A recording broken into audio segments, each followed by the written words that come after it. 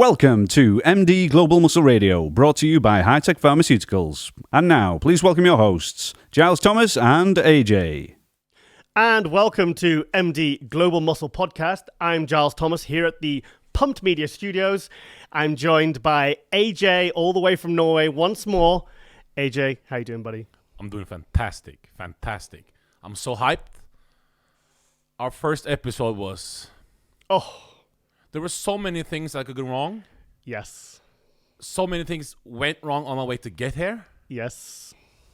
But I can tell you, the moment we had at the end... Oh, wow. Phil Heath almost crying. You crying. I was like, there's something in my eye. But I have to take calm down pills, wasn't it? Yes, last night. After the first episode when we went home, you were very hyper. So I got my tranquilizer gun out, which I use when I go on safari.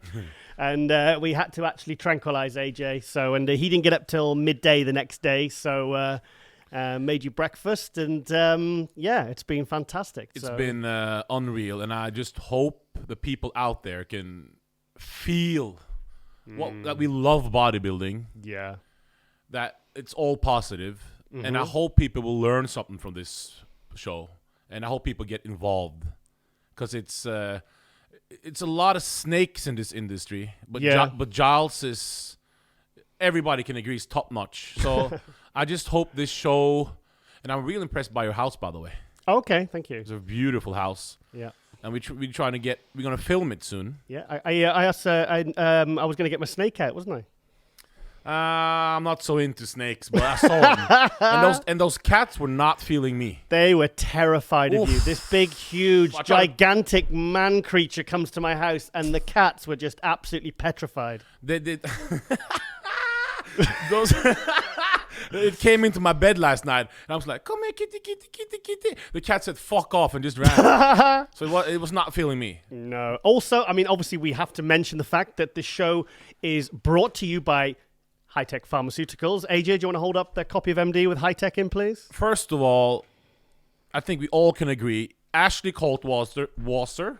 Yep, Bikini Olympia champ. Is this people's champion for Mr. Bikini. I have no idea how she lost. I don't care who's this, that. She should have won. You feel that? Oh.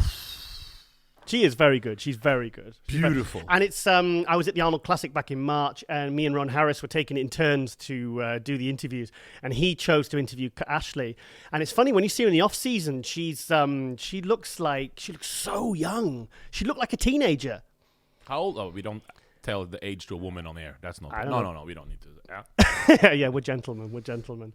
Yeah. But speaking of the Olympia, you were there. Yeah.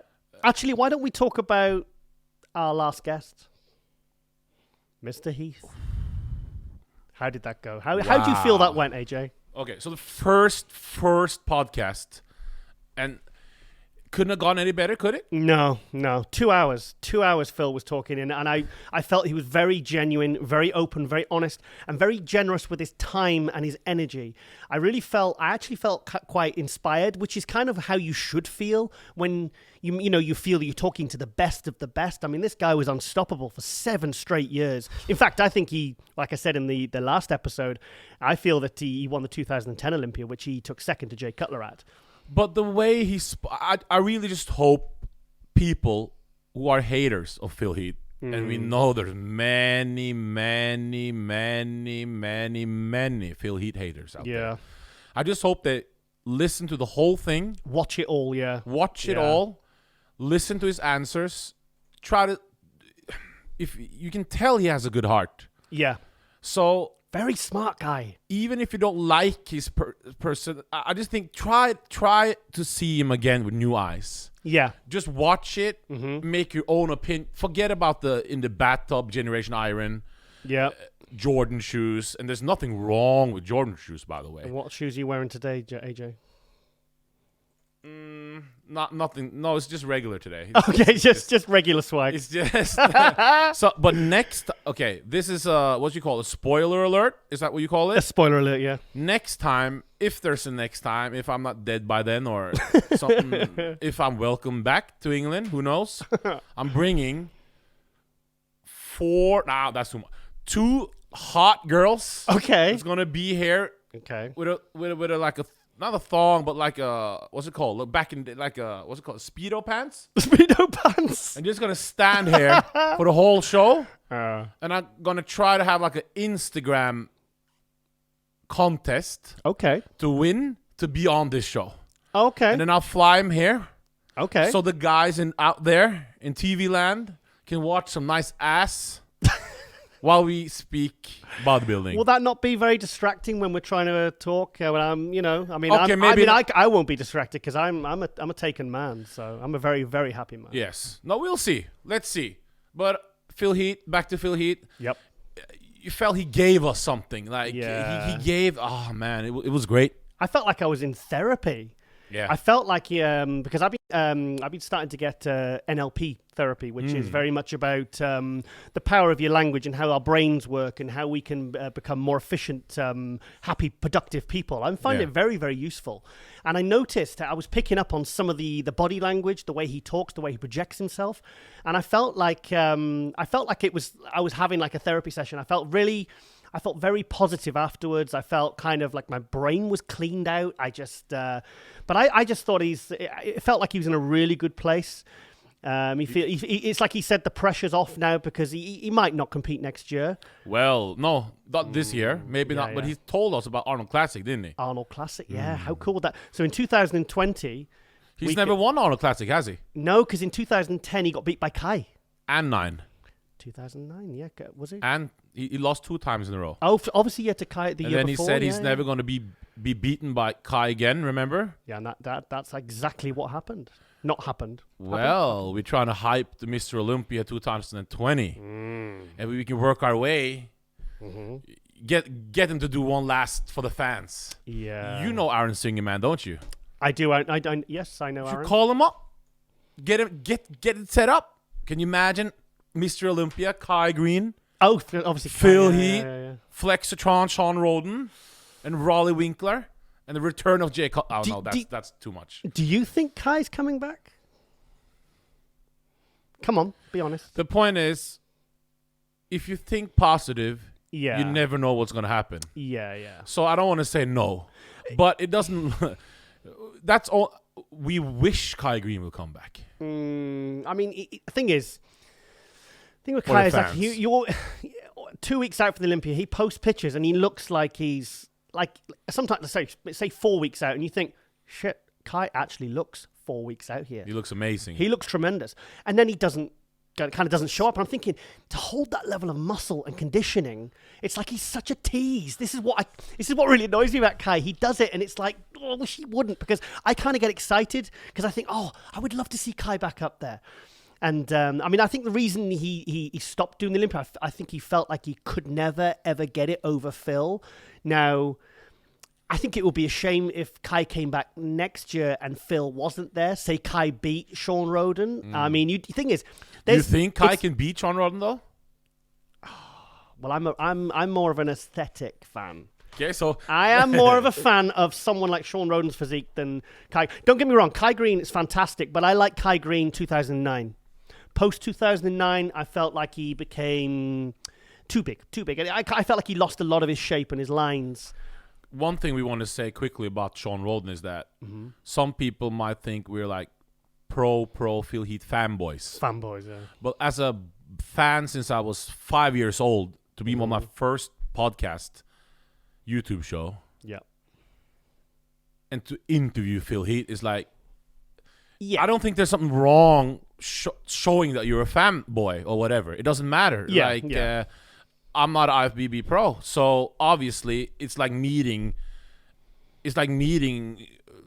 whoever. Like meeting Michael Jackson comes on your screen. You're not going to be a fanboy. And we've Come got to on give now. props to Chris Clark here from Pump Media, because I came to him before we did the podcast, and I said, Chris, I've got this idea of how I want the podcast to be.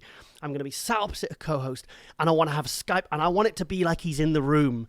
And Chris goes, okay, I'll have to work that out technically, but I'm pretty confident I can make that happen.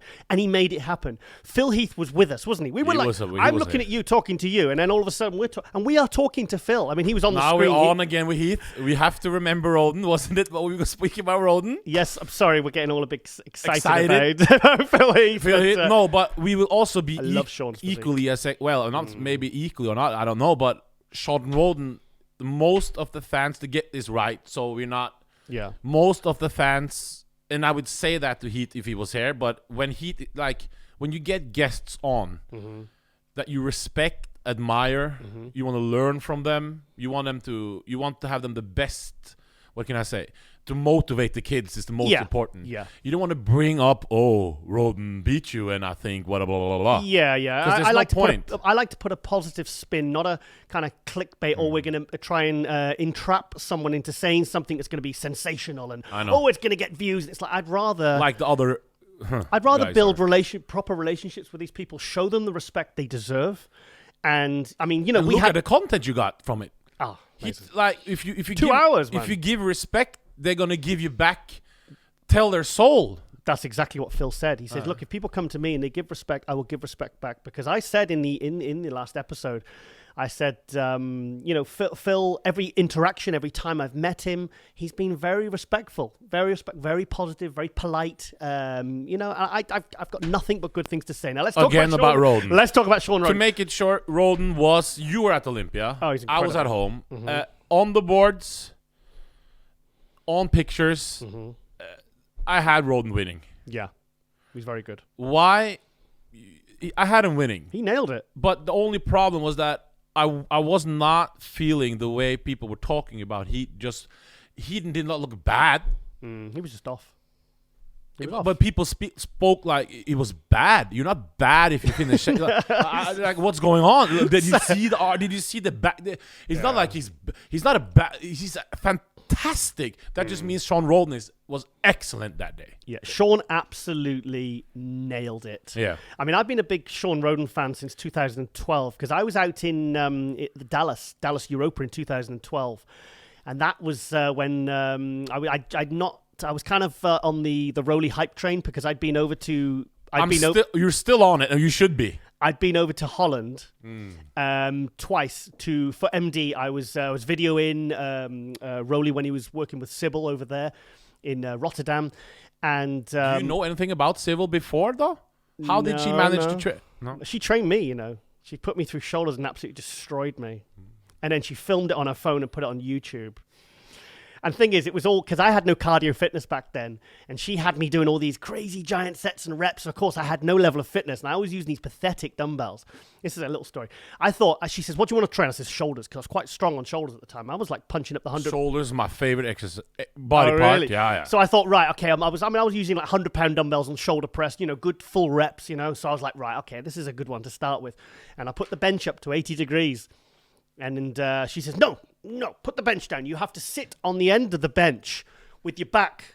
I was like, oh, no, I just have a bit pressure on my lower back. And so I got the 45-pound dumbbells, 20 kilos, and I'm pressing them like this is what I would warm up with. This is my first warm-up set. And she's grabbing my arms and pulling them out nice and wide like that. So I'm coming like in an arc. And I was like, oh, it was making it really difficult. I was wobbling, and so that was the base. That was the most amount of weight I used that day, and everyone in the gym was watching, and I just wanted to get the bench up and do 100-pound dumbbells. You've seen a lot of English pros. Yep. Other than Dorian Yates. Yep. Who would you say is this? I just saw on Instagram Luke Sandow. Yeah. Killing it. Yeah, that was on my Muscle News Weekly show. Wow. And we just saw Clarida. Yes. I don't want to use the M word. You know what that stands for? I don't want to say it. M for mother. No, not for mother. Oh, okay, right. Okay. People get it. Okay, yeah. You'll get it. He's the strongest little man. Pound for pound. Wow. Pound but for who pound. would you say is the strongest British guy you've seen? Oh, strongest. Yeah. Oh, Eddy Elwood. Who? Eddy Elwood. Eddy Elwood, this was a guy, he actually I'm not too familiar with him. He's a giant. You'd like him because he's tall. Okay. He's like 6'2". He did a bit of a stint in the IFBB, and he was kind of getting like 10th, 11th, 12th. He's got this huge frame, and he didn't quite have the kind of muscle, but by himself, you just think, whoa. I seen him at the British Grand Prix. I think it was around 92, 93. I think he did 94, maybe 95. And then he switched to NABBA, and he ended up winning the Pro Universe several times. This guy, now, this is a really interesting story. This was in 1998. And I was, me and my friend, he borrowed a friend's car, and we decided to do like a UK tour, go around the UK photographing and interviewing all these bodybuilders for a magazine. And I wanted to get enough material for about 2 or 3 issues for this British magazine I was working for at the time. And so we got this car, and we went up to see Eddy Elwood, and he said, "Right, Giles," he says, I'm gonna go for my max deadlift," and he worked up to 865. He did 865. That was nine plates, 20 kilo plates, a 2.5 kilo, and then the 2.5 kilo collars. And it went up like he could have done 5 reps with it. It went up easy. The bar was bending. And then he says, so when he finishes that, and he says, "Right, Giles," he says, "I'm just gonna have a coffee and a protein drink." And he says, "Well, I'll have a bit of rest." He says, and then I'll do some pumping up shots. I'll pump up, and then we'll do some posing shots. I was like, "Yeah, no problem." So we have a coffee, and we just sat there looking at photographs, chatting away. He didn't even eat anything, and I was hungry. This is the big guy. This guy's like 300 pounds. And then I remember the weights he used. He was doing close grip bench press on a Smith machine with 4 plates aside. This is to get a pump. We're not talking like cables or, like a few push-ups. And he was doing push-downs with the full stack on a lat pull-down for triceps. He was doing, he went up to 500-pound bench presses for reps just to get a pump, just so he could hit a few poses for me. That was the strongest British bodybuilder you ever seen. No. Unbelievable, but very, very intense. When I saw him training legs, I photographed him training legs once as well. And he's a ridiculously strong guy. He also did a bit of strongman competition as well. That's right, Chris. Yeah, he did. Yeah, I remember back in the day, he went to strongman. Remember the bodybuilders before always did this, like Franco Colombo went on the strongman on. We used to watch Eurosport, and those were guys who competed bodybuilding one day, and they did the strongman. That's crazy. Yeah, but that's disastrous. You're gonna get injured, man. Oh, another good strong guy is somebody I used to work for, a bodybuilding legend. In fact, I want to get him on as a co-host and as a guest for a future episode of this podcast, John Citrone. I thought you were saying Ronnie Coleman now. No. Well, I've worked for Ronnie as well. I know. And Dorian. John Citrone is now 75 years old. He's still training hard. I was John's training partner for about nearly 2 years when I was working for him. I went to work for a supplement company in 2000 to 2000 and halfway through 2004, and we did great things together. And what was this being about? He would have been late 50s, early 60s. So yeah, but late 50s, still brutally strong. He never warmed up. He never drank water when we trained, which I found. Sometimes in the summer we'd be training. And I remember one night, and I was training shoulders. Mm-hmm. And I was like, because I used to put wrist straps on, I used a belt, and I was doing the 100-pound dumbbells. Mm. So I was like, okay, so I get 2 people to pass me the dumbbells, like that. So I flip them up, and I got 10 reps with them. And then I put them down, and everyone was watching, going, "Oh, yeah, Giles, brilliant, yeah, great." So John's just there, like, thinking, "Oh, this young pup. I'm going to have to school him. So I said, "John, do you want me to pass you?" No. And he just reaches down, picks them up, flips them up like they're nothing. Like nothing. And doubled my reps. Doubled your reps? He did 20 reps with it. And he just put them down, and he laughed, and he said, "Ha ha, not bad for an old guy, eh?" Oof. 20 reps with 100-pound dumbbell shoulder press. Like it was... What did you do when you got home then? Did you increase something? Yeah. Time to up the dose. Yeah. Something. Yeah, but that he was brutally strong. He was like he used to do a strongman act in the 50s and 60s, 1960s. And this is stories for another day, maybe when I've actually got John on. But John was... You should do it when he's on. Yeah, John was a legend. He was breaking 150 pounds as a teenager. He was breaking British bench press records in his garden shed by himself. He was just... one thing we forgot to say? What's that, mate? Who do we got tonight? Oh, yes, our very special guest. We're talking like we're... Who is it? AJ, thing is...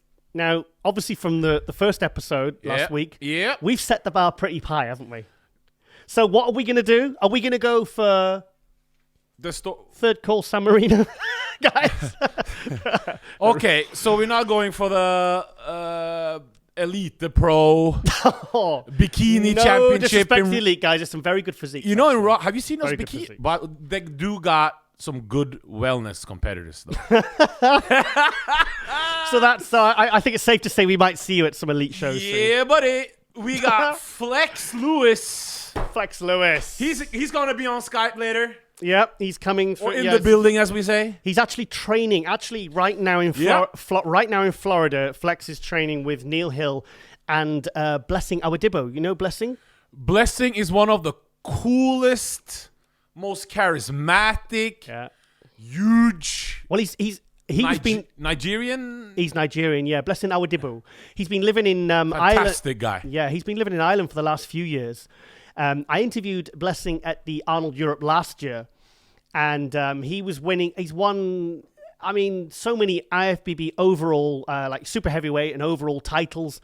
Eventually, just got his pro card. I interviewed him at the Arnold Europe last year, because he does these like funny videos, doesn't he? He's a very funny guy. He's been on MTV with us. That one in the where he was posing in the shop and the security camera. But he hasn't that went viral. But he's going for his IFBB. He's got his pro card. Yeah. But he's training with Neal Hill and Flex Lewis right now. Wow. So Neal Hill's got Rami. Yeah, it's big news. Flex. And this guy now. Yep. Rami, huh? Rami, yeah. What's going to happen there? I don't know. I'd like to think that I think Neal will actually take care of not just his conditioning but his overall physique, because Rami slowly made quite a big fan of me. Up until last year's Olympia, I used to be very critical of Rami. But on Saturday night he was beast moding. Oh my God, the difference between, because I was obviously at the beast Olympia. moding. The difference from the Friday night to the Saturday night was like 4 weeks, 6 weeks, 4 weeks difference. It was unbelievable. I mean, literally everyone was like, "Oh no, he's blown it on the Friday." He literally blew it. He was not. People was like, "He's not even making top 6." It was like, "What? This is the guy who came runner-up to Phil Heath." But is Neal Hill the year before gonna? But Rami, where does he live? He lives. Well, he's originally from Egypt, but he was obviously been in Kuwait for the last 5-6 years. So he's moved back to Egypt. He's going back to Egypt. Yeah. Are you friends with him or friendly? Yeah, I'm friendly with Rami. Yeah. So you gotta reach out to him, huh? We've got friends in common. Yeah, we've got good friends in common. I would love to get him on as actually a Skype guest. That would be great. Tell him, yeah. So Neal Hill, he's a great prep coach, though. Neal Hill, fantastic. I've been friends with Neal since 1994. We've been very, very good friends. We've got a lot of history together, me and Neal. Because he used to compete himself, didn't he? Neal was fantastic. I judged Neal at a show in Wales back in 1999, which Chris Gethin from bodybuilding.com also competed in. Okay. How did that go? Yeah, he looked good. But I judged Neal, and Neal was a middleweight. He was 80 kilo. And I remember photographing him backstage early on, and he had the best condition. And he won the overall. He won the overall, but fantastic. In fact, I remember seeing Neal before he made his because he turned pro in 2002 at the Welsh Championships. He won the overall there, and he'd won the British title as a middleweight. And I think he win it as a light heavyweight. I believe he did. And just to make it clear, this is the first time Flex Lewis has been on a lengthy podcast interview. I can't think of another one he's done. So this is going to be real interesting. This is This is going to be interesting. This is historic.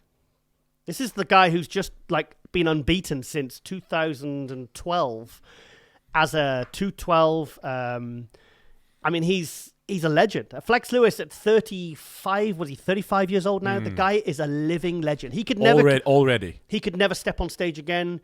And he will always go down as one of the all-time greats. People will still be talking about him. Man, I'm so excited, man. Can you imagine my first time as a co-host? And it's The Gift and Flex. This actually beats this weekend for me. Yeah.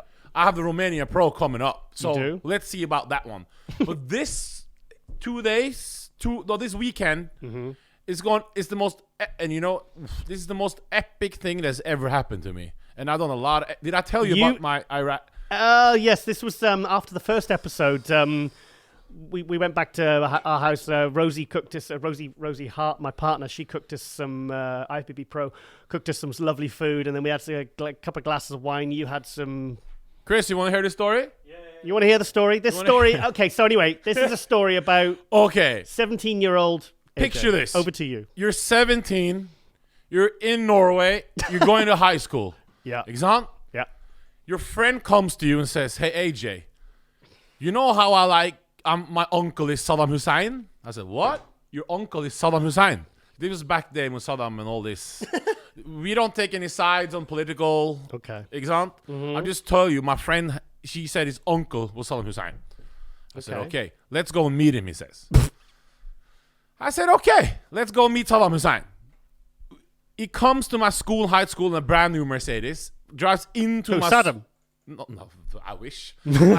My friend, exam. Okay, sorry. He picks me up to high school. I get into the car, he says, let's go to Iraq. I said, of course, let's go. How do I get there? I ask. He says, I have no idea. I called my girlfriend at the time. Yeah. You remember back in the days we used to make those CDs where you put everything on a CD, like a mixtape. Yeah. So we got all the R. Kelly 50s. We had the Backstreet Boys. No. This was back in the day when that wasn't so cool. I had to keep that as a secret. Okay. That wasn't on the down low. Yeah. That was now when I'm more confident in myself. I can now, but not back then. So anyway, we drove to Iraq. Through the whole Europe.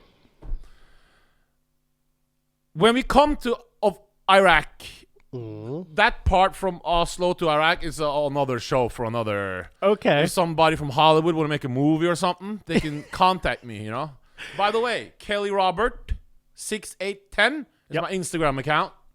Check it out. There's nothing there now because I'm a normal guy, so I'm not into Instagram. But now I'm gonna start doing something. Nice to know another normal guy. Yeah. So I used to call it. I won't say what I used to call it. Battygram. 3 years ago, I was like, follow me. I said, bro, you think I'm on Battygram, bro? You think I'm gonna be on? And now everybody has it. Yep. So if you don't have it, it's like anyway. When I come to Iraq, the border. Yeah. I give him my passport.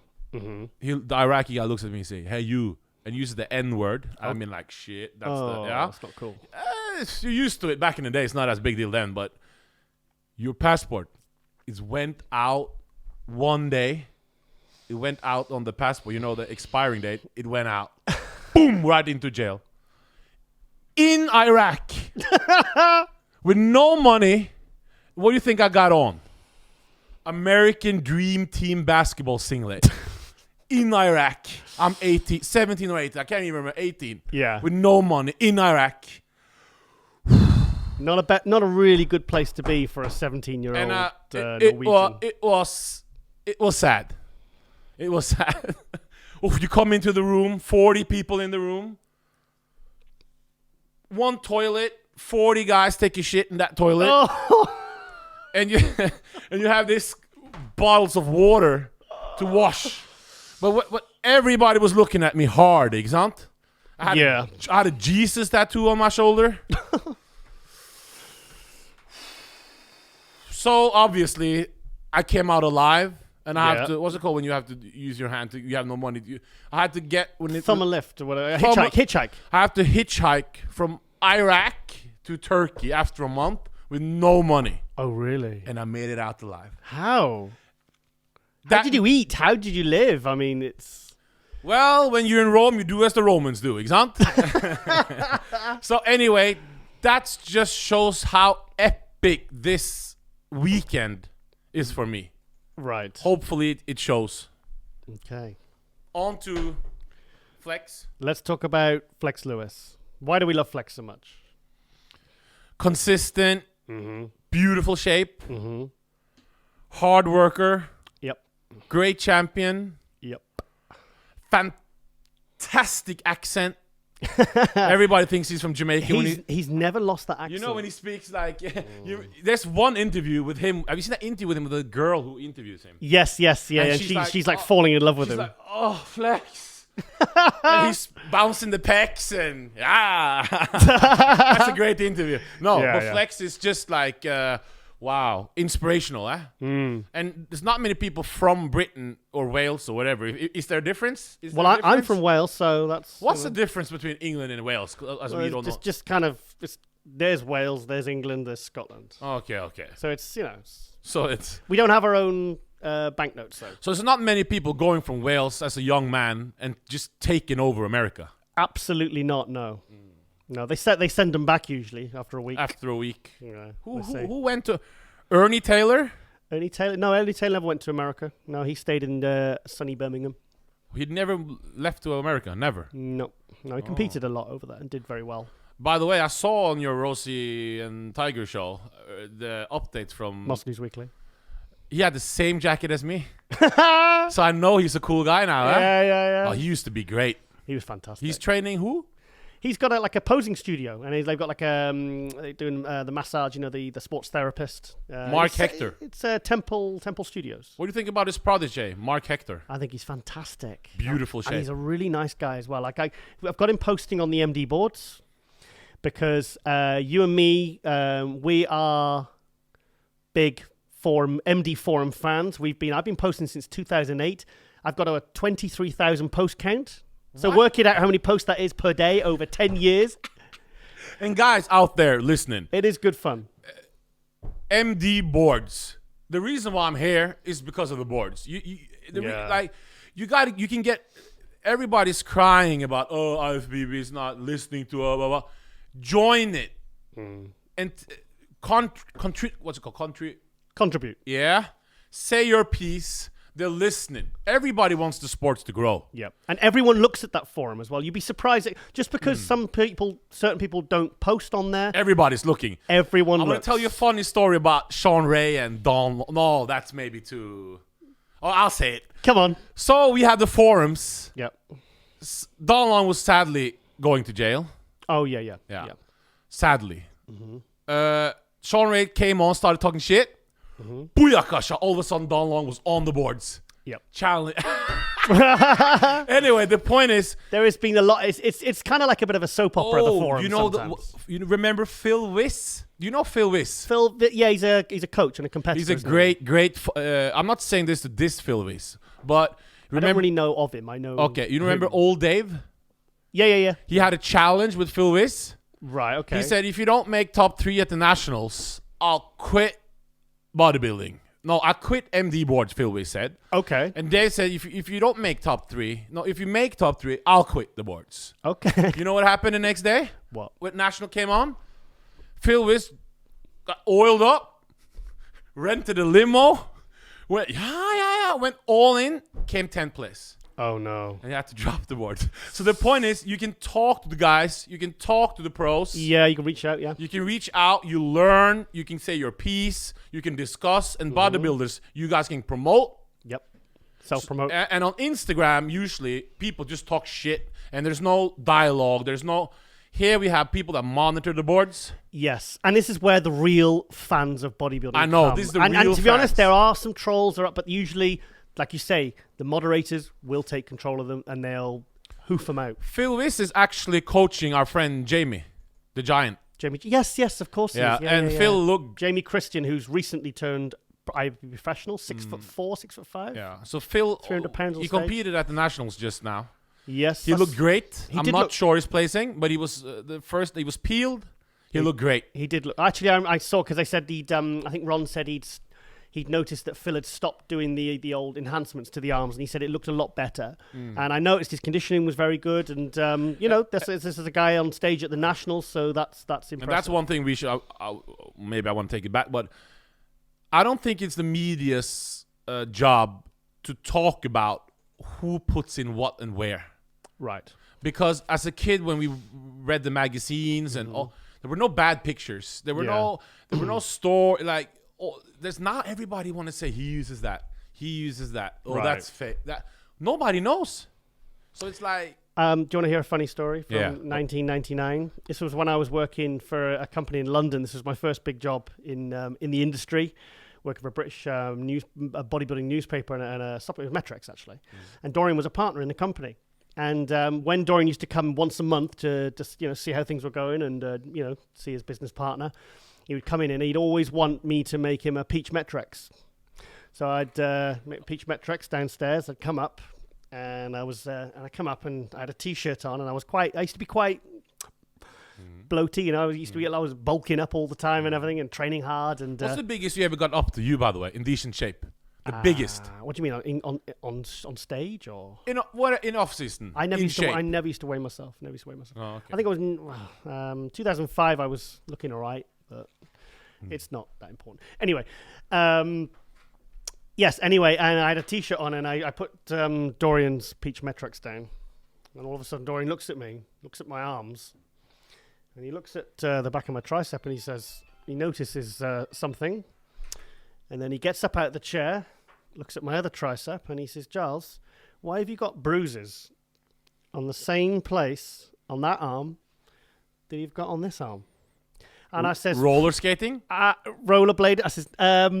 I said, I don't know, Dorian. I said, and he just basically shook his head. He was just saying, "Oh, kids," And I just I went bright red and ran out of the room. But he was like, "Look, is it to say, oh, these kids today, man." Speaking about, what about posing?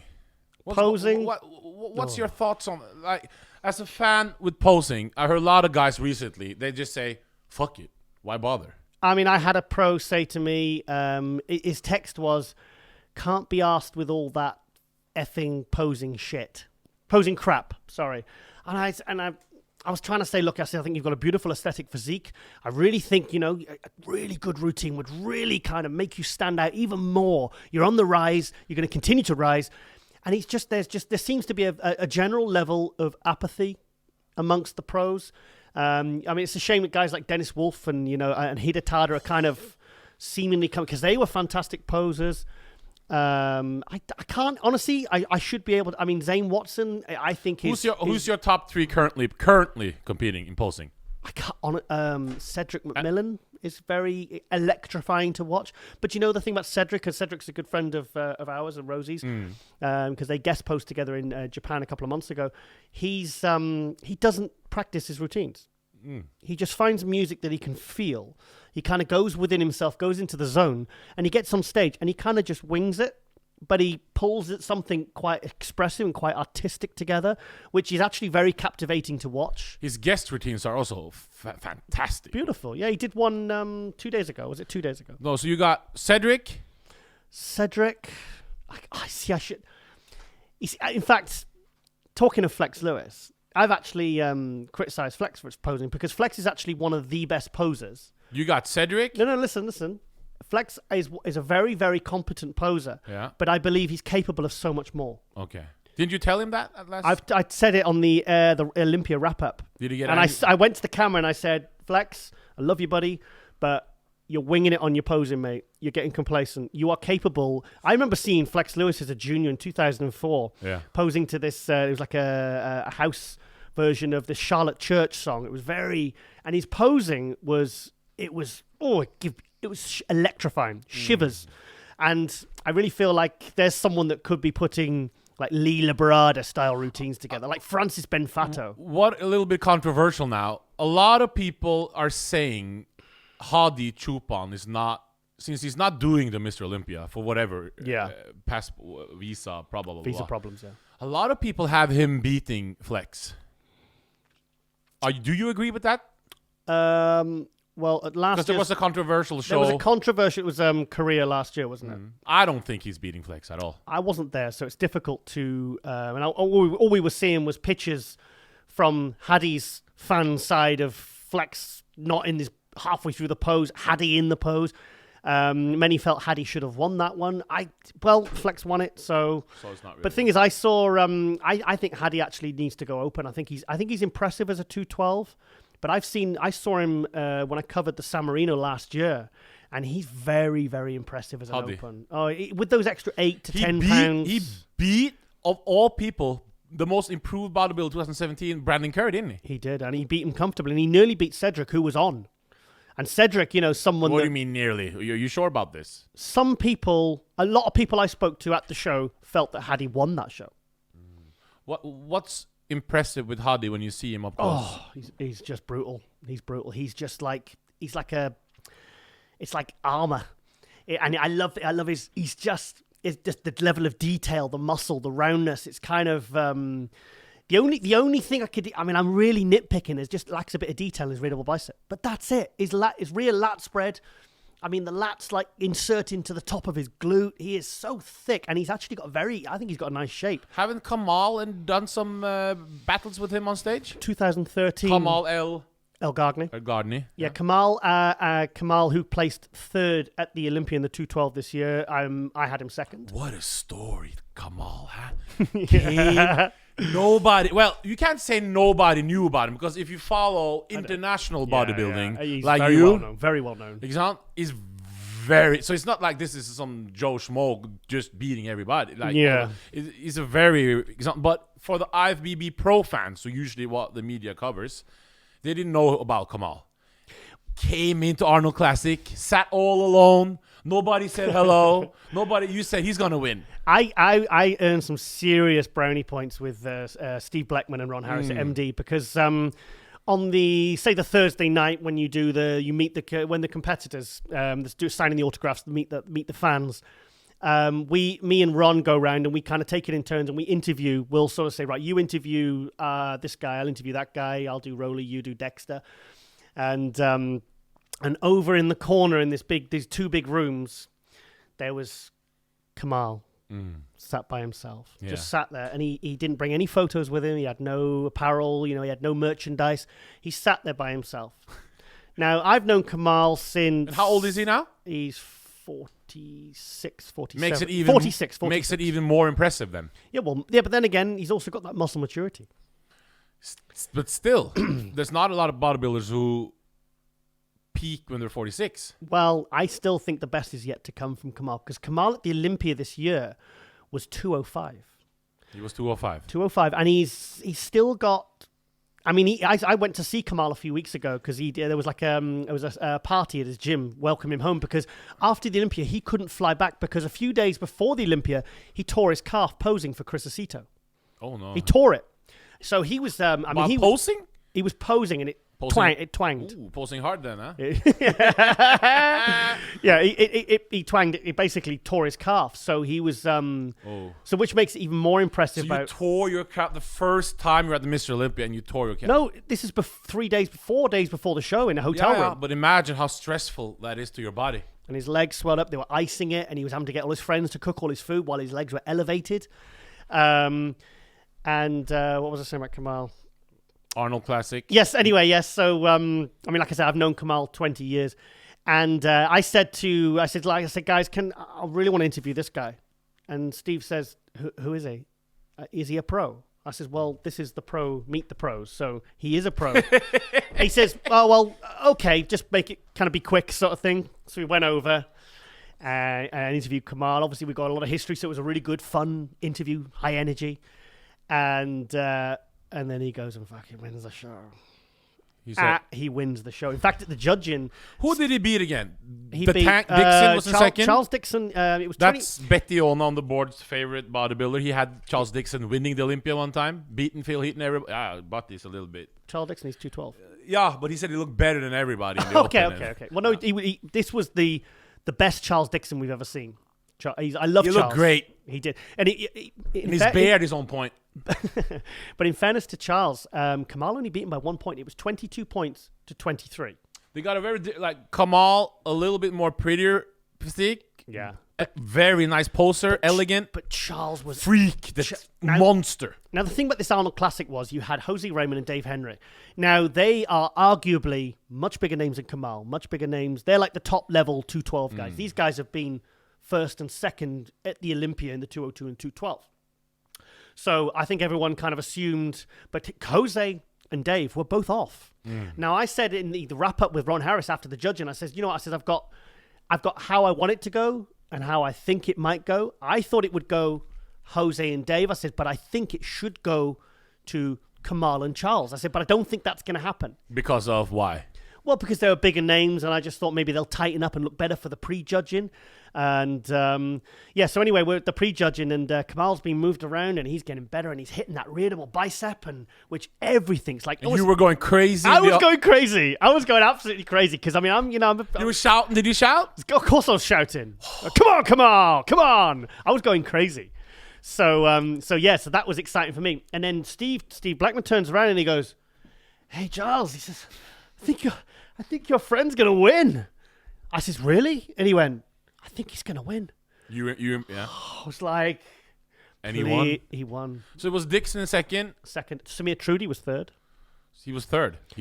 Yeah. Dave Henry was fourth, and Jose Raymond was fifth. Oh. Guy Sistinino sixth. We just had the Japan Pro. Yep. We got to give a shout out to Jose Raymond. Yeah, his last ever show. Because the last ever show, I remember seeing as a kid, he wasn't. What can I say? He wasn't super when he was. No, he won everything. No, he won everything in the amateurs. He worked his way up the weight classes. He was like, I think he started as a middleweight, and then he basically was winning the nationals as a middleweight, as a light heavyweight.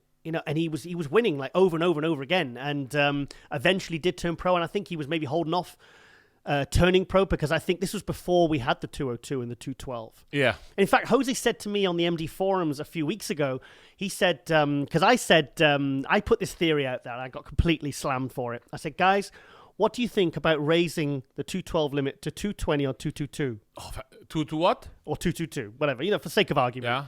And I remember. I thought, because you've got guys like Flex Lewis who are ready at 225. You've got guys like Hadi who could be on stage at 220, 225. I'm trying to think of any other guys. A lot of guys who are really having to suck it down. And I got completely slammed. I remember. Everyone hated it. I was I was thinking, should I get this thread deleted and just pretend it didn't happen? But I owned up to it. No, the boss, he has a show. Mass, is it? Hang on a bit. So my point was, Jose comes on and he says, "No, Giles, if anything, it should be lowered back down to 202. I said, 202? Why? What was his reasonings for that? Because he said he always looked his best at 202. He felt higher up to move it closer to the 212 limit. He felt his physique wasn't as impressive. When he looks back over his pictures, he thinks he looked better at 202 than 212. So the classic then, increase the weight limits a little bit, or no? I'll be honest, I'm not completely up to speed on what's going on with the classic weight limits because, I mean, the last show I did was in 2013. That was as a UK classic. And I think my maximum weight I could be on stage was like, I think it was 83 kilo. Now, I've competed on stage like 10 kilos heavier, and I'm not huge. I mean, I wasn't big for the show, No, sorry, I'm talking complete bullshit here. My max weight limit I could be for the classic was 91 kilo. Okay. So obviously the classic limit for the pros, because they are huge. I mean, George Peterson. George, the third place at the Classic Olympia this year. Fantastic. And last year, he should be an open 212 guy? I think he should be 212. But has to be one of the best backs in the best back in classics. And do you know what? He was unbelievable at the Olympia. He's one of those guys. Third place, wasn't he? Yeah, he was third place 2 years in a row. You know who I was rooting for to win the whole thing? It didn't happen. Oh, Henri Pierre Amo. Henri Pierre Amo. I don't know how you say it in French or Canadian, whatever. I think they just call him HPA. He looked fantastic. How did you think he looked? Oh, he looked amazing. Didn't he? After the first day. Where did you have him? Well, he took 4th place eventually. Sadly. At the judging, because Chris Bumstead was off at the judging. Off? Brion always looks... Very good. He looks good. No. He didn't look good at the judging. He's same at the Arnold Classic. He didn't look good at the judging, but then he really pulls it out of the bag for the finals. So I wasn't really getting blown away by the 2 favourites, Brion and Chris. So, yeah. Who did you have winning? Honestly, after the judging, I would have not argued if they'd have given it to Henri. Exactly. But the second day, the other guys kind of pulled ahead. They looked so much better. I was hoping the thing is that top 4, they were so good. On the Saturday, Henri kind of looked the same on the Saturday, whereas the other guys really looked... Chris Bumstead came back on with more tan. He just looked fuller. He looked... I hope Arash... What's his last name? Arash Rabat. Who finished 5th? Was he 5th? I believe was he. Because he was one of the contenders going in. Yeah. I hope he regroups He looked because he has a great physique. Well, Arash took second at the last year's Arnold in March, to Brion. And he was I felt for a classic, he'd kind of lost his shape. He was very upper body heavy. It was like, but for the Olympia, it's like he'd balanced his physique out, which for me is more what a sort of classic physique should embody. So, yeah, I agree with you. Arash brought a different package for the Olympia, and I thought it was a beautiful look. Speaking of classic, I'll give you a shout out to High Tech's. One of my when I was Mark Anthony. Yes, Jay Cutler's friend. Yeah. The first Mr. Men's Physique Olympia. Men's Physique. He's doing classic now. Oh, really? Shout out to Mark Flex Anthony. Mark Anthony. No, Mark Anthony. But what's his nickname? Doesn't his name? I don't remember his nickname. But I've met Mark a few times, and he's a really, really lovely guy. Yeah, he's like really he's sponsored by High Tech. Okay. So he's one of the guys to really look out for. Yeah, I mean, great guy. He's an Olympia champion. First ever. Jeremy Bondia, what's happening to him now? He's retired. Yeah, I know, but okay. I don't know what. I saw him over in the Philippines doing a great job. What's that? He's like doing a lot of charity work because he's Filipino, half Filipino or something. Right. Okay. So he's in. You remember he did that speech at the Olympia? Yes. He had the best speech with Sergio Olivia Jr. Remember Olivia, the speech at the press conference? Yeah. When he did. Jose did a good speech. He did a good speech. Very classy. But I like Jeremy's one because a lot of people always said he's cocky, he's this, he's that, and I think he donated $100,000 to the charity work in Manila. Fantastic. And he just bought a new Ferrari, I saw on Instagram. So he's making bank. Oh, he's making bank. Ka-ching. That's fantastic. Yeah, I saw Jeremy at the Olympia because he'd torn his pec. So and really, if you tear your pec in something like Men's Physique or you tear an ab, that's it. You're pretty much. Some of those guys in Men's Physique can go to Classic whenever they want. Yeah. The winner, Hickson, what's his name? Yeah, possibly. I don't know. You'd have to see them up on stage next to each other, you know? I mean, could you imagine a downsized Brion Ainsley in board shorts? He look good. He would look good. Yeah, but I tell you, the thing with Brion, he's very, very complete, and his I felt like his conditioning this year was like 2% off what he had last year, because last year it was incredible. The hamstrings, the detail in his back, it was phenomenal. He's somebody who went out to Q8. Brion. Yeah, he's been I saw the pictures with Cormier. Cormier. Yeah. How did you like Cormier growing up? Not growing up. You're almost his age. Well, Chris Cormier. I'll be honest. I wasn't a fan of. I thought Chris was overrated until. No. Giles, be careful now. Listen. 10 times second up on a Classic, whatever his record is. 100 times. Yeah. Listen to this. And then in 1997. I was at the British Grand Prix. That was the one that Kevin Nerone absolutely destroyed everyone. NASA, who'd placed second at the Olympia to Dorian, and many felt, maybe should have beaten Dorian. 80% of the world believes this. But anyway. Okay. I mean, NASA was fourth in this contest. I think third was maybe Charles Clermont. Chris Cormier was second. I met Class Clermont at very nice guy, Clermont. Clermont's a class act. Yeah. I used to come and see us. He was friends with the owner of the company I used to work for, and I used to work for Metrex, that company I was talking about earlier. And he used to come over every now and again. And I remember he spent the whole day with me once sending out the magazines, licking the envelopes, putting the stamps on. And he just sat with me all day. Like one of my heroes. This was in 1999. He'd been retired 2 years by then. And it's funny because I used to run the Metrex store, and it was part of this ladies' clothing store. It was like adjoined. There was a door that you could use their toilet, and it was part of the same sort of building. And when Charlie was in the house, the girls from the shop, they would be tumbling through the door. Oh, Giles, do you want a coffee? I was like, they never ask me if I want coffee. They never asked me. And do you know what they used to call him? They used to swoon over him, Mr. Eyes and Thighs. Oh, Mr. Eyes and that's Thighs. a good nickname, eh? Yeah. Anyway, so going back to Chris Cormier. Yeah. Chris made a real fan of me that year because he made some significant improvements. And from 1997 onwards, I was a huge Chris Cormier fan. But what is he in Oxygen Gym? Yeah. He's a posing coach, trainer. He does everything. Yeah. He does everything. Well, actually, the last time I saw Chris at the Olympia was, he's around. You see him quite frequently. I was in when I was at the 2016 Olympia when Rosie, my partner, she was doing her first Olympia in 2016, where everyone trains at the City Atlantic gym in Las Vegas. Everyone trains there. So we went over and she was checking in with her coach Patrick Tua. And we walk in. There's Iris Kyle, Hidetard is training. I mean, literally, I'm in the middle of the gym training. There's Big Ramy stealing my rear delt machine. I maybe gave him a glare when his back was turned. Maybe even a finger wag. But so there was, and who else was there? Oh, Shawn Rhoden was being trained by Charles Glass. Oh. And it's funny because I was in between sets and I just kind of stood there and I just thought, holy shit. Weren't you like in heaven? Iris Kyle, Juliana Malakam was training. Iris Kyle, by the way, a lot of people talk a lot of shit about her.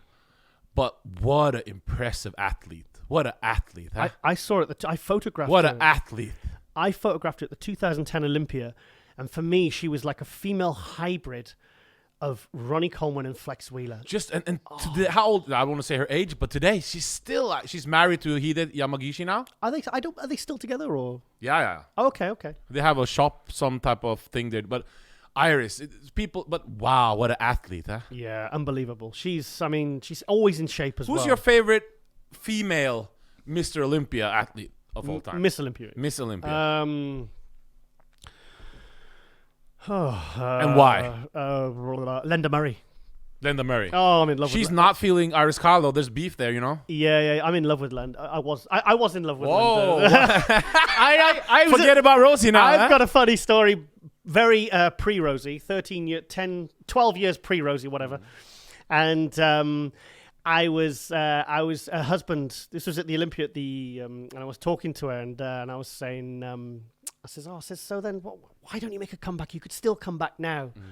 And she said, she goes, do you know what? I probably would. She says, but I've got an old knee injury. And I was like, oh, no. She says, yeah, but what, from your bodybuilding? She goes, no, back from when I was a cheerleader. And I said, well, what do you think I said? Have you still got the outfit? You said it to her. I said it to her. To her? And she's what did she say? She's a lady of colour, but I'm sure she blushed. Yeah. And then literally I saw her husband, Urel, walking back over and I scarpered. What is she doing now? I scarpered away into the darkness. Linda Murray, she has isn't she a promoter of the Wings of... No, there's a big female rising... What's it called? She's kind of... She was at the Tampa show having photos with the female athletes. So she's still heavily involved, huh? Yeah. And she still looks great to this day. Oh, she's beautiful. She looks like she hasn't aged at all. She's beautiful. I also like Yaxina. You remember Yaxina? Yeah. What's it, Garcia Oriquin? Or how do you say it? Yaxini Oriquin. That's one of my favorites. Yeah. Wow, she looked amazing. Always huge, but looks like a woman still. Yeah. That's important. Yeah, she's a big girl, big lady. Yeah. She competed. But what was I talking about Chris? Oh, yeah, funny story about Chris Cormier. Actually, it was a seminar in 1999 at the UK, and there was a guy in the audience, and he's saying, because that was the year that Chris Cormier took third at the Olympia, and he really stepped up, third place at the Olympia. Which year was this? 99. Who won? Ronnie was first, and Ronnie was first. Flex Wheeler was second. Chris was third.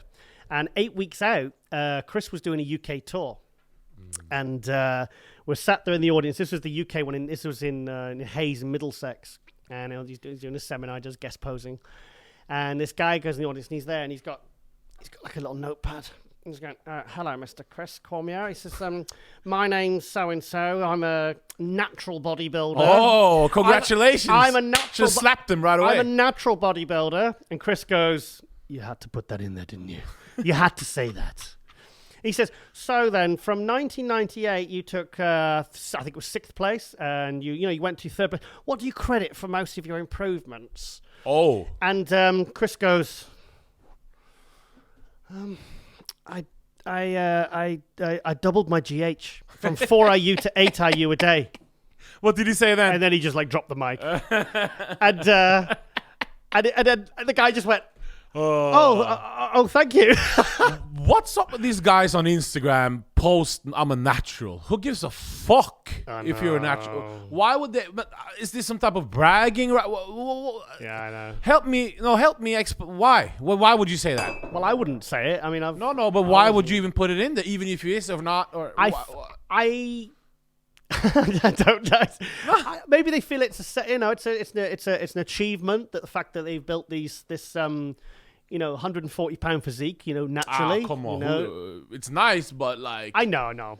We're joking because in fact, I used to work with at a supplement company. I used to work with a top-ranked natural bodybuilder, and I tell you what, that kid was strong. He used to train on his lunch hour because our supplement sales and marketing office was in the gym. So I used to watch him training through the window, and he'd train for an hour, and he would like put 4 or 5 plates on his back. This is a guy weighing 95 kilo, and he was strong. He was hard. He'd do the stack on the. So you've been in the game for a long time. Was Mike Ashley a drug-free athlete?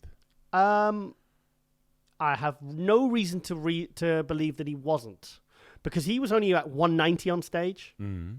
He was fantastic. He was one of these guys like Ronnie Coleman. Ronnie Coleman turned pro without touching anything. And I same as Kai Green. No, Kai Green was natural for a long time. Kai Green, I believe, was natural up to 2005. Because in 2005, Kai Green took 15th place at the New York Pro. As a natural. Comes back in 2006, takes 6th place at the New York Pro.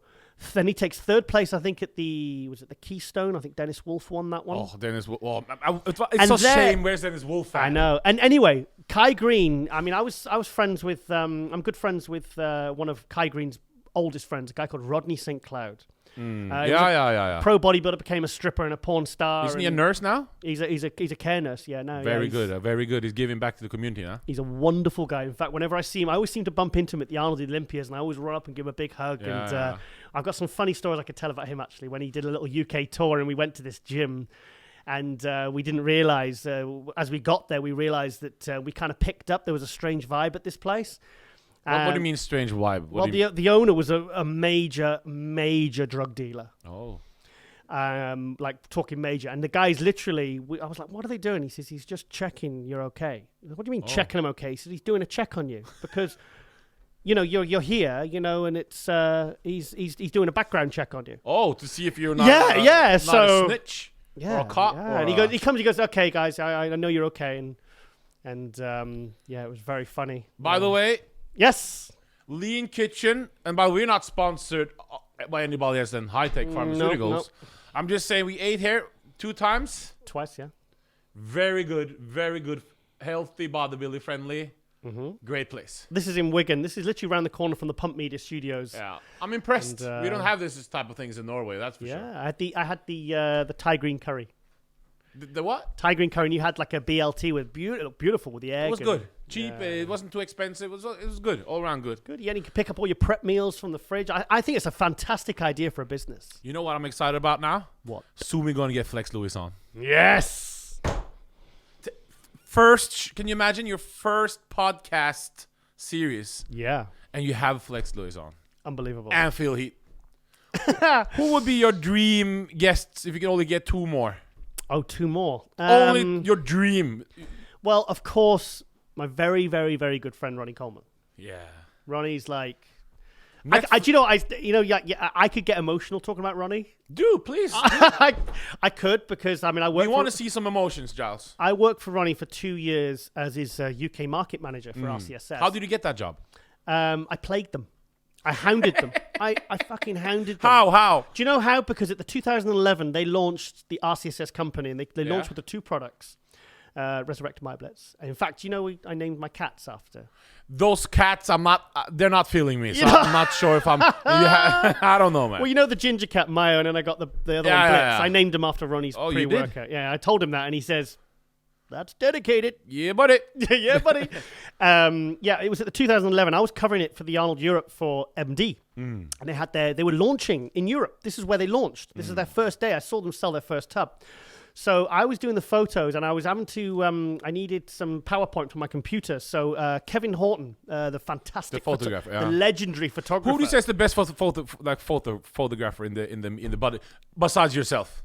I think I think you can't really beat Kevin Horton, Per Bernal, Alex Ardenti, David Paul, the Barbarian brother. Beautifully artistic photographs.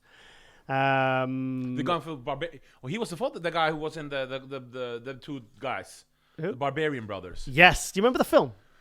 Fantastic. Yeah. Oh, they were so eccentric. Those guys were real eccentric and cool. Yeah, they were crazy in the gym. Crazy. I followed. Me and David, Facebook friends, and he does he designs buildings, but he makes them with like natural. I can't say ingredients. Natural like wood, and he repurposes things, and he makes these beautiful interiors. And he's also a very good photographer. He's very obviously he's a very good photographer, but he's like very artistic. He's very musical. He still looks in pretty good shape, still pretty big. Put some pretty strange stuff out on Facebook. He's quite he's an interesting character. I'd love to. I was actually saying on his Facebook, I said, you really need to come back. I said, because there seems to be, there's always a gap for creative photography in bodybuilding. You know, do you remember the old stuff with Lee Priest with the tires? I wish beautiful. I wish the bodybuilders of today would use a little bit more time doing those type of pictures around the world, getting the right right artists to take because these pictures they're legendary. They're iconic. They're iconic. They create, and the more pictures of that you have by yourself, the more your value will be. They did one with Flex Wheeler. Which one? They did this in the middle of the desert. Oh. And they needed the prop that David Paul wanted for the shoot. Yeah. It was a tiger or a... It was a freaking piano. What? A grand piano. Okay. So they took this piano out on the back of this truck, and took it right out into the middle of the desert, dragged this massive piano to do these photos. You know, because he's like, this is a guy with passion and vision, and these are the kind of people I can really, really kind of not relate. Well, I can relate to them, but I can be really inspired by them. Back to Ronnie Coleman, you were hounding him. So anyway, 2011, and. Yeah, and I got talking to, so I was on their table. They were allowing me to use their PowerPoint, the plug point, so I could upload the photos to the MD server. And I was chatting to Ronnie, and I was chatting to Brendan Ahern, his business partner, and I just got a really good feeling about them. So anyway, I left, and I used to take this friend of mine called Amjad Khan. He used to come and do the photography and the photo uploading, my technical guy, and he used to have a great time.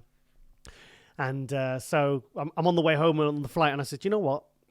I'm going to work for those guys. I've got a good feeling about those guys. A year later, I reached out to him and I said, okay, then I want to show. I really want to work for you. And he's like, I'm not really sure. We're at very early stages. And I says, well, I'll tell you what, I'll fly out to you. He says, well, we're in Florida, you're in UK. And he said, can't we just do this on Skype? No. I said, no, I want to show you that I'm serious. So I flew out for the Masters, 2012 Masters Olympia. 2012. Tony Freeman got... Remember that shit? Oh, come on, man. Freeman was... second or third? He got second. Did Dexter win? Oh, Dexter looked good. That was when Dexter really started to come back. Do you remember how Freeman looked that day? Oh, he looked amazing. Come on, man. Yeah, but honestly, Dexter, that was when Dexter, everyone thought Dexter was going to start to slip. Yeah, but Dexter's won so much. Why couldn't they just get... I see Dexter is a legend. We know this. Yeah. But Freeman hasn't won the big shows, at least. He's never won the big shows. That was his day, and that was great. Do you remember the prize money in that show? Yes. $50,000 or $100,000? $100,000. Wow. Yeah. Those shows. Do you know Dennis James was in third, I think. Yes, he looked very good. Very good. I saw the show. Do you know I saw a copy of the room bill. Because obviously they had people like Lou Ferrigno, because they did a seminar as well. Lee Haney was there, Dorian was there, Shawn Ray. I think the room bill for that hotel that I stayed in, I think was $83,000. To do what? Just to put the guests up. So the organizer was also paid on top of all the prize money. It was this Eastern European lady, wasn't it? Who did this? Jaka. Okay. Jaka. And she didn't pay the guys or something, wasn't it? Something. Yeah, it was something. I don't know. I think she. Well, whatever. Yeah, but that was a fantastic. So anyway, I was out there, so I thought I'll kill two birds with one stone. I'll go partying in Miami. Ooh. It's a nice party town, isn't it? It's all right, yeah. So I'm not sure I can say anymore. Now you're married. Well, you're... Well, no. It was, oh, no, I can't without dropping people in it. Yeah. When I okay, Yeah. okay. I'll check with them first. But we came in, I think, at 9 o'clock in the So you morning were when in people were coming 2000 out for breakfast, and they were like, "Yeah, we Yeah. looked at where it was a fun night." Ronnie Coleman, how did you work for him? You went. Sorry, yes, so Ronnie Coleman, yes. So and it transpired. So when it took another 2 years of me constantly. Oh, so you tried for 2 years to get. Yeah, and eventually they created the position for me. Wow. Yeah. It just shows if you go for it in life, whatever it is, guys. Yeah. You got to go for it for all your, you go everything into it. Yeah. And you never know what's going to happen, yeah? I mean, I look back on it, I think, why I went all the way to Florida. I remember taking the cab to get from Miami to was it Boca Raton, where the RCSS offices were. Okay. I think that was $160 just for the taxi fare right up the freeway, and it's. But at the end of the day, Well, you've seen this Netflix, haven't you? I haven't seen it yet. What? I haven't got Netflix. My internet connection at home is terrible. You haven't seen it? I haven't seen it. I know. I'm so sorry. Chris, have you seen it? No. What? You haven't seen it? Sorry. I saw it on the front of Netflix the other day. So you saw it on Netflix? You didn't even press record play? I was filming this. Come on, bro. Come on, bro. No, but anyway, no, that was the good thing about it. He's got a lovely family. His Yeah. business is doing great. Susan, his wife's lovely. And till this day, he motivates people every single day. Yeah. So his legacy, no matter what, will be like... Remember the Unbelievable DVD? Was it 6 How many- weeks, 6 weeks out from the 2003 Olympia, and he's lifting like 800-pound squats for 2 reps. Which one was your favorite DVD growing up? Bodybuilding DVD. I had 3. I had the Blood and Guts Dorian Yates, which Okay. I would watch over and over and over again. The black and white one that Kevin Horton filmed. I liked the Unbelievable DVD, and I liked the To the Extreme by Shawn Rhoden. I felt that the production quality of that for the time was of that you would maybe find today. It was ahead of its time. Yeah. It was, and you knew that Shawn had directed that. He directed the the camera angles the way he wanted it. He's always been a good... Shawn Rhoden's always been a good marketer. He markets himself very good. I've worked with Shawn many times covering events, the Body Power, the Finland show, the Nordic Pro. We've worked together, and I learned a lot from Shawn. You worked in Nordic Pro as what? Covering for MD. Okay. Yeah, Rolly Winkler won that year, or? That was 2013 he won that. I went in 2012 when Balto, the Balto Abaspor. Yeah, Abaspor who sadly died. he went away, yeah. Yeah, that was... from Iran, wasn't he? Yes, he was fantastic. There's a lot of great Iranians. Very good bodybuilders, huh? Persons. Yeah, they have they're fantastic genetics. Great genetics. And they're also very manly. So they're not fucking around in the gym. No. They're brutes. They're brutes. I mean, Yeah. like I feel like, guys, even from that part of the world, you've got guys like Rami and Hadi and Balto. And it seems like every few weeks we're seeing these Don't forget my news. legend, Kim Kamali. Don't forget about him. He's from Iran. Okay. Tell me more. What was I talking about? How many great guys from Iran? You see something there in the gym, blah, blah, blah. Baito, Did you see any when you went to Iraq? Did you share any in the prison cell? Were you shitting in the same bucket? Ooh, man. That was can you just imagine you in a jail cell in Iraq just because your passport gone off for one day and you have American basketball jersey on. Bro, For a month. My family couldn't get hold of me. My girlfriend at the time couldn't get a hold of me. My friend I went with, he was in Iraq. They wouldn't allow him to speak to me. That's crazy. It was That was stressful. Have you seen the movie called I think about this woman who went to an American movie with a woman who went to Iran with his daughter, and they kidnapped her daughter. Have you seen it? The guy takes her, not without. Oh, if you haven't seen it. But it was just like, wow. It was like Really? where I'm at. Like, See, to be honest, for us, some guy tried to rape you. Some guy tried to. You're like, fuck, get out of here. Like, it was, bro. It was sad. AJ, I can't even comprehend. I had quite a colourful life, you could say that. But that level of kind of extreme is something that honestly my brain actually can't comprehend. That's why tells you how much it means to me to meet Heat and Flex Lewis. Yeah. Well, not meeting them, but Well, you can touch them. You can stroke them. it was epic. No, new subject. Okay. What do you want to talk about? What do you want to talk about? In fact, I think we're going to have to wrap up soon, actually, because we've got 45 minutes to prepare for Mr. Then we got to give 4 shout-outs before you do that. Okay. Ole Christian Vago. Vaga, big old, just turned pro. From Norway. Since I'm from Copenhagen. Norway, I got to represent them. He's doing great. Doing great. He tried for not many shows, but he got second how many times? 4 times? Yeah, 3-4 times, yeah. And he had a third as well. Round, great look, freaky. Strong. How's his posing? I've not seen him pose. Not seen him pose? He competed at San Marino in the Amateur Olympia, but I didn't see the amateur show. I interviewed him there, and I love Ole because he's got such a big personality, and he's a really, really good guy. Very intelligent, hard worker. He sends me regular updates from my other show, my Muscle News Weekly show on MD. And I just love Ole. He's awesome. He's a winner. Charlie Abu. It's Charlie an Abu? old friend of mine that helped me, train me when I was younger. He's a great guy. He's a pro knob. Where does he compete now? I'm not sure. But I judged Charlie Abu. I judged Charlie in 2009, I believe, or 2010 in Larvik in Norway. He's a very good, smart man, also very educated. Yeah, we placed him second, I think, behind Daniel Toth. What's going on with Daniel Toth? He's fading, bro. No, it's the waistline, isn't it? But his conditioning. He looks good. His conditioning's impressive, and he's got a lot of muscle. A lot. It's still bodybuilding. Come on now. Yeah, he's a freak of nature. I preferred him when maybe 8 years ago because I thought his shape was more, just a better shape, really. But yeah, he's bringing a lot of muscle and he's bringing a lot of condition, so you can't knock him for that. Amir Riasi, it's my friend from Norway, just become IFBB pro judge. Oh, fantastic. So he used to compete as well. Okay. And shout out to Harald's Gym. And our competition, 24 Fitness, was led by Tommy Torvilsen. Tommy, he has his own gym. Yeah, It's not as good as Harald's Gym, Okay. but it's great. It's great. It's a great gym. I went to Tommy's supplement store. Tommy, yeah. Yeah, in Oslo. And then I Yeah. went to, because he had a gym. Mr. Glutzilla, he was used to be called. That's right, yeah. Remember he was on one of the Battle for the Olympias, and I always said when he said the word sweetener, he went, sweetener.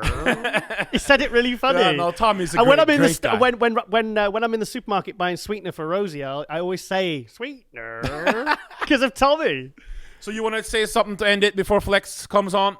It's like to say, now I'm not saying Pump Media's coffee's shit. But, It's shit. That is what you said. It's actually what I said. Yeah, sorry, I'm guilty as charged. So I'm known for very selfish presents. Like I bought Rosie, a bat suit, a Batman suit. I saw them in the bed. You had a Batman costume. I had a Batman costume. That was for her birthday. Oh. Funnily enough, coincidentally enough, it actually fits me. And so I'm known. So anyway, I'm known. Hey, I'm known for my selfish presents. So on the way today, I bought Chris, a cafetiere with some really, really lovely coffee. So when he has guests, he doesn't have to poison them with instant coffee. You're going to have to show me that the thing works, mate. I have no idea. It's incredibly simple. Even a northerner like you could work it out. And get involved with the show. Go to Giles Thomas' Instagram account. Giles_Tiger. Tell him what you want to talk about. Your opinions about the show. Get on Noble forums. Just on I can't say it. musculardevelopment.com. Go to the Noble forum.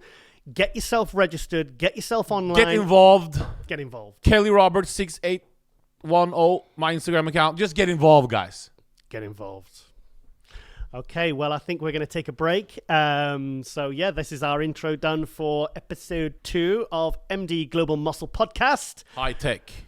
Big thank you there to High Tech Pharmaceuticals. And we will be right back with Flex Lewis. 7-time 212 Mr. Olympia. Do not miss it. MD Global Muscle Radio is brought to you by High Tech Pharmaceuticals. Now, back to the show. And welcome back to MD Global Muscle Podcast. The second part of our second episode, joined here with AJ, my co-host, and we are joined by none other, by my very, very good friend, James Flex Lewis. Flexi! Buddy, it's good to see you, mate. It's so fun. Pleasure. Congratulations, firstly, guys, on this podcast. Yeah. And, I don't do podcasts. So when I heard that you were doing your first ever podcast, of course, you asked me to be special guest. I said no originally. And of course, I wanted to come on, and we've got a long history, which I'm sure will come out in the podcast. So I'm delighted for you. Yeah. Well, 15 years we've known each other, Flex. I think you've known me longer because you used to come on it was a website I used to have, like a British forum. And around about, what would that have been, about 2002, maybe? 2003? Yeah. UK_muscle, right? Was it? I don't fucking know. Yeah, -muscle.com. Yeah. Yeah. It's something. But yeah, I remember you when you owned that. And plus there's magazines that were mentioned, mentioned from the old John Citroni days. And, here's the thing with me. I'm a bodybuilder, but I've got my finger on the pulse. I'm a fan. I still have the passion for everything that is part of the sport. And I'm blessed that really, people ask me, have I lost interest? Have I lost that passion? I can say, if anything, I've got more passionate. Fantastic. Oh, that's great. I've grown with the sport. I've been blessed to have this platform and this fantastic opportunity and this dream, that I aspire to get to. The shoes that I'm living right now is something that, I always wanted to be living daily, and now I'm living it. There's no reason for me to lose that interest. It's the American dream, and that's the Welsh dream. The Welsh dream. Because me and Flex are we're both from Wales, so we've always had this kind of connection anyway. So I remember the first time I actually spoke to Flex, it was at the Hotel 2003 EFBB British Finals. Flex was competing in the juniors. Were we 19 years old then? I was 19, yeah. All legs. 19, yeah, and I was just checking in. Weren't you hating in the background? Weren't you saying something weird? I was just checking in. I'll just override you on that. I was checking in, and then Flex just came up, and he's the same. He was the same then as he is now. He's always got that warm kind of welcome, has time for everybody. It kind of makes you feel special. I notice everyone always says that about Flex. So enough butt licking. Let's talk. How have you been since the Olympia, One thing, mate? Congratulations with your sister. Did you just become a rugby, isn't it? A rugby player, national team or something like this? Oh, my sister, yeah. Congratulations with that. It actually made some headline news in my country as well as national news. So, wow. She was selected for the Welsh squad, which for all of you viewers who tuning in throughout the world, that's from outside of the British Isles, the highest accolade you can really have is honouring in rugby is playing for your country and getting what's called a cap. So she was selected to represent Wales, and she was brought on. In the squad, first of all, she was brought on the last 10 minutes and she had a blinder. For not means like she had a great game for the guys. we need to translate for AJ and she was then selected as the starter for the next game. So very proud of her, and she has that success story of nothing was given easy to her. Yeah. She had every opportunity to just say, you know what, my face doesn't fit, or it's not for me, or whatever it was, the storyline being. And she just persevered, I think it's like a Lewis family ring. Nothing comes easy, right? You've got to fail so many times until you actually achieve that goal and that dream. And she's living up to the Lewis last name. Yeah. So, you must be really proud, man. You should be. I am. Thank you, AJ.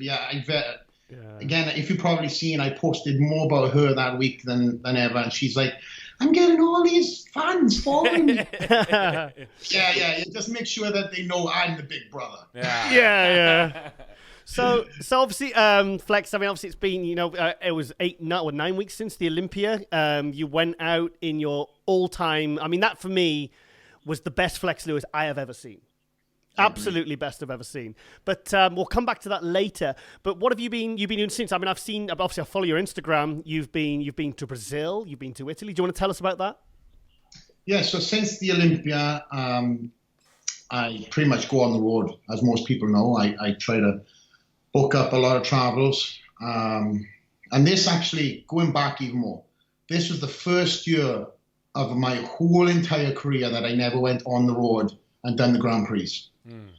And it was really something myself and my wife spoke about, because this prep was a very hard one at best. And when I say we because it's not just me, it's my team, we can go into details later on, decided to do the Olympia. I said that was the main focus, and that was done and dusted. And, I have an amazing support network, amazing wife, family, training partners, coach. And then after the show, we were going to just take that first ever vacation. It was a week after the Olympia. Oh, I saw you're drinking at the coconuts. I put on pounds. It was not good. He was drinking cocktails out of coconuts in a bar. I was like, this guy looks like he's having a good time. Yeah, that's good. Yeah, really good. I'm Welsh, bro. We've got to have alcohol. So after the Olympia, was done and dusted, I obviously booked up my travels to do the contractual tours or tours for the IFBB Pro League that I needed throughout the year. After the Olympia. But first, I wanted to make sure that myself and my wife had that vacation time. So everything was put into this prep. And as you mentioned, and I agree, it was my all-time best.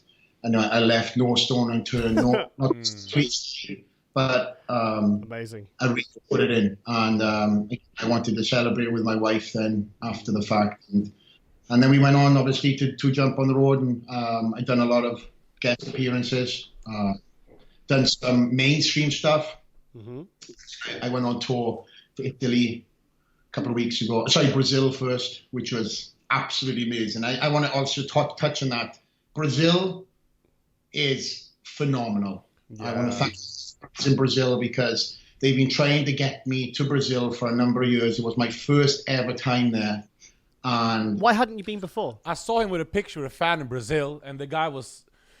Oh, I saw it. Yeah, it was a really, really he was nice. Crying, wasn't he? He was crying. Yeah, but it was capturing how much flex means to that. Because we from different countries, we don't see him at all. So when you see him, it's like it was a great moment, wasn't it?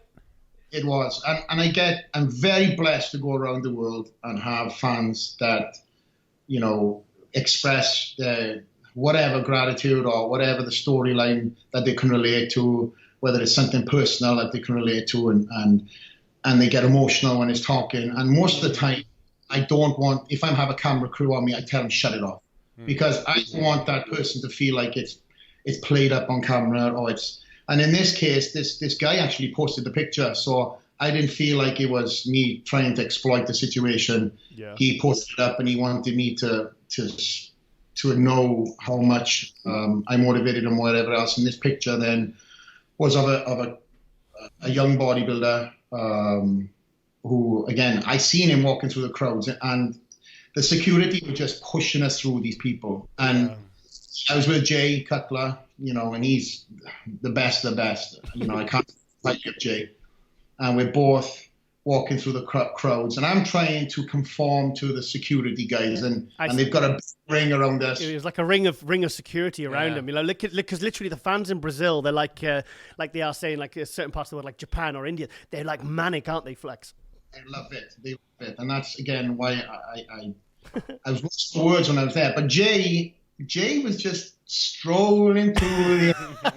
He's used to it a long time, man. He loves it. He loves, fans stop. So we had this big daisy chain around us. Of course, I was at the top trying to help the security guys. And next thing we're getting just... The whole chain would come to a halt because Jay was just taking pictures. And I sort of was like, I looked back at Jay and I was like, you know what, I'm going to just jump in this moment too, not to cause chaos, but we were both there for a couple of days. And I want to thank Anderson and all the Brazilian Amateur Olympia staff for really putting the red carpet on for us. And myself and Jay stayed far longer than we expected. They really wanted us just to enjoy the whole expo and enjoy the whole process and give us times which I was like, hell no, we're not going to see hardly anybody. Let's run this, So, and Jay was coming out of work, and these guys are standing in line for a few hours. Let's meet these people, and a lot of them don't have English as their first or second language. Let's say second language. So there was a lot of, again, emotion. They did whatever they couldn't convey in English, they conveyed through in emotion. So that's why you had guys like you've seen crying because they couldn't express it any other way. That's lovely. So it was phenomenal. So and then obviously you went to was it Italy? You went to next? I just come back from Italy 2 weeks ago. Okay. And prior to all that too, I had my Flex Lewis Classic show in Tennessee. Oh. So I put that on. So without skipping over that, I had a record-breaking number with MPC registrations, and I'm very prideful of that because we, as a team, put in a lot into that show. My business partner, Doug Green, is the production guy for the Mr. Olympia. So all the stage that you see at the Olympia is at the Flex Lewis Classic. So Fantastic. myself, I'm telling these athletes, you are standing under the official lights for the Mr. Olympia. So, Fantastic. Was Andrea something your guest poster at that show? Bumstead, wasn't it? No, Andrea something. Yeah, Andrea Presti. You saw him in Italy, didn't you? I did. So there's another story to this. So Andreas came in a week prior. Again, I'm full of stories, but this is what we're here for, right? Yes. Bring it on. So he came in, his coach as well, Mauro Sassi. Mauro Sassi from Italy. Great guy, great coach, phenomenal guy with his athlete. He brought Andrea, who I met also through Team Yamamoto, over to Florida for the Dragons Lair to stay, get his sort of head in the game for 6 weeks out. And I looked at this guy and I was like, you're going for your first ever pro show. You just turned pro, huh? Yeah. Yeah, just turned pro. And I'm all about conditioning. And this guy 6 weeks out was hurting, but he was in his element, training in the gym. We killed him. He loved it. He's back every day for more. In your gym? He came over, and again, he just came over, and how it came together was, I'm coming over. What's the closest hotel? Now, listen, people say that as a friend to me, but it's a closed gym. But I did invite him. Next thing I know, he's like, okay, I'm on the way. So I was like, shit, he's on the way. In his court. So I sort of scrambled to make sure he knew that I was coming back from Brazil, and I'd see him the next day, and I opened up. And they're so polite and so respectful. We ended up training every day, and I said to him, I was like, listen, how would you like to guest pose at the Flex Lewis Classic, along with Zane Watson and a couple other guest posers, and myself. Yep. And I think he thought I was sort of, taking the piss, but he gladly accepted, and they flew out to Tennessee. And again, I love seeing rookies and amateurs turn pro and get opportunities and grabbing them both by the hands and being appreciative of things, being humble. And this kid is a representative of that. So he just soaked it all in. And I got on the mic, I introduced him to the crowd, made sure they knew that he was all the way from Italy, had won the amateur Olympia, and he was in Tennessee going for his first ever pro show in a couple of weeks' time. So he came out, he done his thing, and then we all went out, and we also had a kid who, I shouldn't say kid, a young man who competed in my show in the bantamweights, and he suffers from cerebral palsy. I saw that. We brought him out also. So not only did we give Andrea, a sort of an amazing opportunity to come to guest pose at the Flex Lewis Classic, we brought this young man back out to guest pose with Andrea's himself. Scott. I know his name is Scott. So Scott, if you can, it was phenomenal. Yeah, I saw the picture of them all together on stage. It looked fantastic. Yeah. It was amazing. Yeah, it looks. How fantastic. many years have you had that show now? Flex Lewis Classic. 8. Yeah. He's got a few shows. You got a show in Canada and France. In France too. Yeah. No, not France. Not France. Not yet. Anyway, I thought you had one in. I'm sure I could have sworn you had one in France. Maybe you know something that I don't. There's a bootleg Flex Lewis show. And how many people did you have the first time compared to now in the 8th year? How much bigger has the show become? Because that shows. Yeah. the first ever show I put on, I had 80 competitors. And what happened there was we had this venue locked in. Yeah. Beautiful venue. Prideful of again, putting on something first class.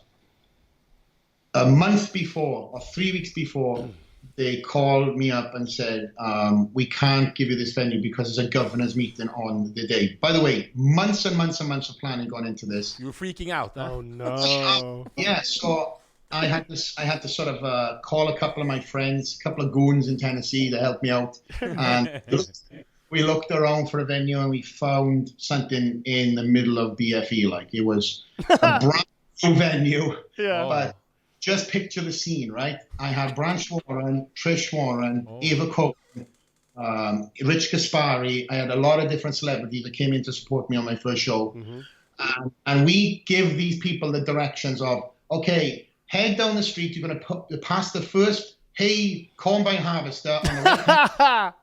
And then there's going to be a scarecrow.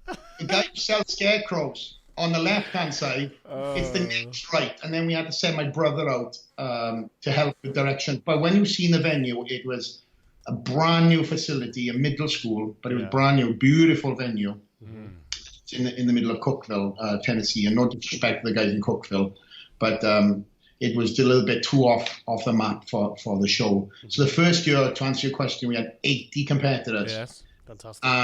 And then the production. Again, I said going into that show, my first show is going to be my second show. Oh, okay. Yeah. So we managed then on the second year to have 160. Double. The second year. The second year. And then we had 250. And then we had 300. And then last year we've gone up and up and up. And now we had 325 last year. Wow. Fantastic. Yeah. And last year, and bear in mind too, a lot of the other shows now in the US, especially national qualifiers, are getting a lot of international competitors coming in. Yeah. We had about 90-something% US competitors. Oh, that's good. Yes. So our retention for US competitors is obviously we want people to know that this show standard is very high. Sorry, do they have to be from the area? No. Do we have to be anywhere in the country? No, anywhere in the country. Okay. If you have a US resident, you can come from out of the country too. So we had, so the remaining percentage for the show came from, we have a big factory in Tennessee that is a Nissan factory. Mm-hmm. So there's a lot of people from Korea, a lot of people from Japan. So their dads came over and then their sons can compete underneath their dads or whatever else because they have a US resident. So we always have a lot of international draw. And as I go around the world, and especially Korea and stuff like that, we've had a big crew come in from Korea about 2 years ago, or maybe 3 years ago, where we had athletes fly in all the way from Korea to Tennessee. Wow.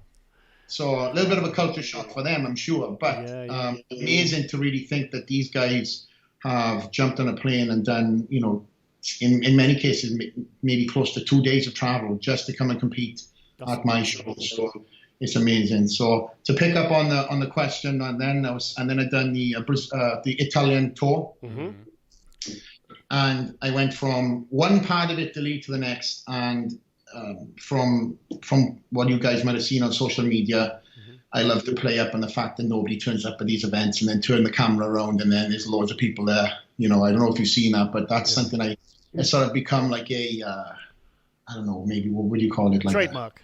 Trademark, thank you. It's a sad day today and I've got the selfie camera. Douche. Turn up and then there's a lot. So, of course, every shop, every store we went to that was a Yamamoto store or whatever other supplement store was packed. I mean, we couldn't get them in the store, so the majority of the time we had to go out to do these little skits and stuff. Is there a new company, Yamamoto, in Italy? How long have they been in Italy, Yamamoto? So Yamamoto, the main company is YAF store. It's very, very similar to like bodybuilding.com. IAF. It's in Italy. Okay. And then they decided to start up Yamamoto as an umbrella company, and it done phenomenally well. They are a company that that I knew about prior to me even signing with them because of the ingredients. I'm a nerd when it comes to ingredients and sourcing ingredients and stuff. So when I was with, and I left BSN, I signed for a company for a single year. I took the time out, I sat back, and I was like, I'm not going to rush anything. I had some phenomenal offers, but I didn't want to sign with another company that sort of done the cliche, similar pre-workouts. I'm in the trenches. I'm the guy that if anything goes wrong or somebody doesn't like something, I'm the guy that actually has to answer these fans' questions. And I'm in front of the products that have to be sold. So I have to believe in the products tenfold. So when, this is not me being a salesperson or anything like that, but if anybody knows more of the science aspect of nutrition and supplementation, then they would know about the product line from Yamamoto. They got this hardcore line, and they got the pure line. It's like real ingredients, so you can choose. Yeah, exactly, but the doc who formulated this line is a master, and a lot of people that we know within the industry are all familiar with this doc, and they all respect his work. I can't mention names because they're under contract with the companies, but they use products that sourced from Japan, and the raw ingredients have got to go through a very strategic qualification pass. So when it leaves Japan, it gets tested, and when it lands in Italy, it gets tested. Wow. So they use quinoa technology, and they use a lot of fermented products, and they're prideful on the line, being what it says on the tub, in the tub. So you felt it was a good fit then? Absolutely. And these guys, they just get it. They're not about like crazy marketing and trying to side bluff or anything like that.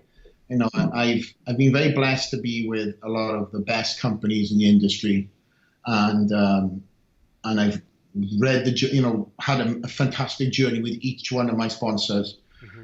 And now obviously I'm with Yamamoto. I can't really see me going anywhere else because it just embodies everything that I believe in, and the companies behind me and behind that, they're just a great bunch of people who just want the same thing. They're actually bodybuilders themselves. They're not guys coming from different, elements of different,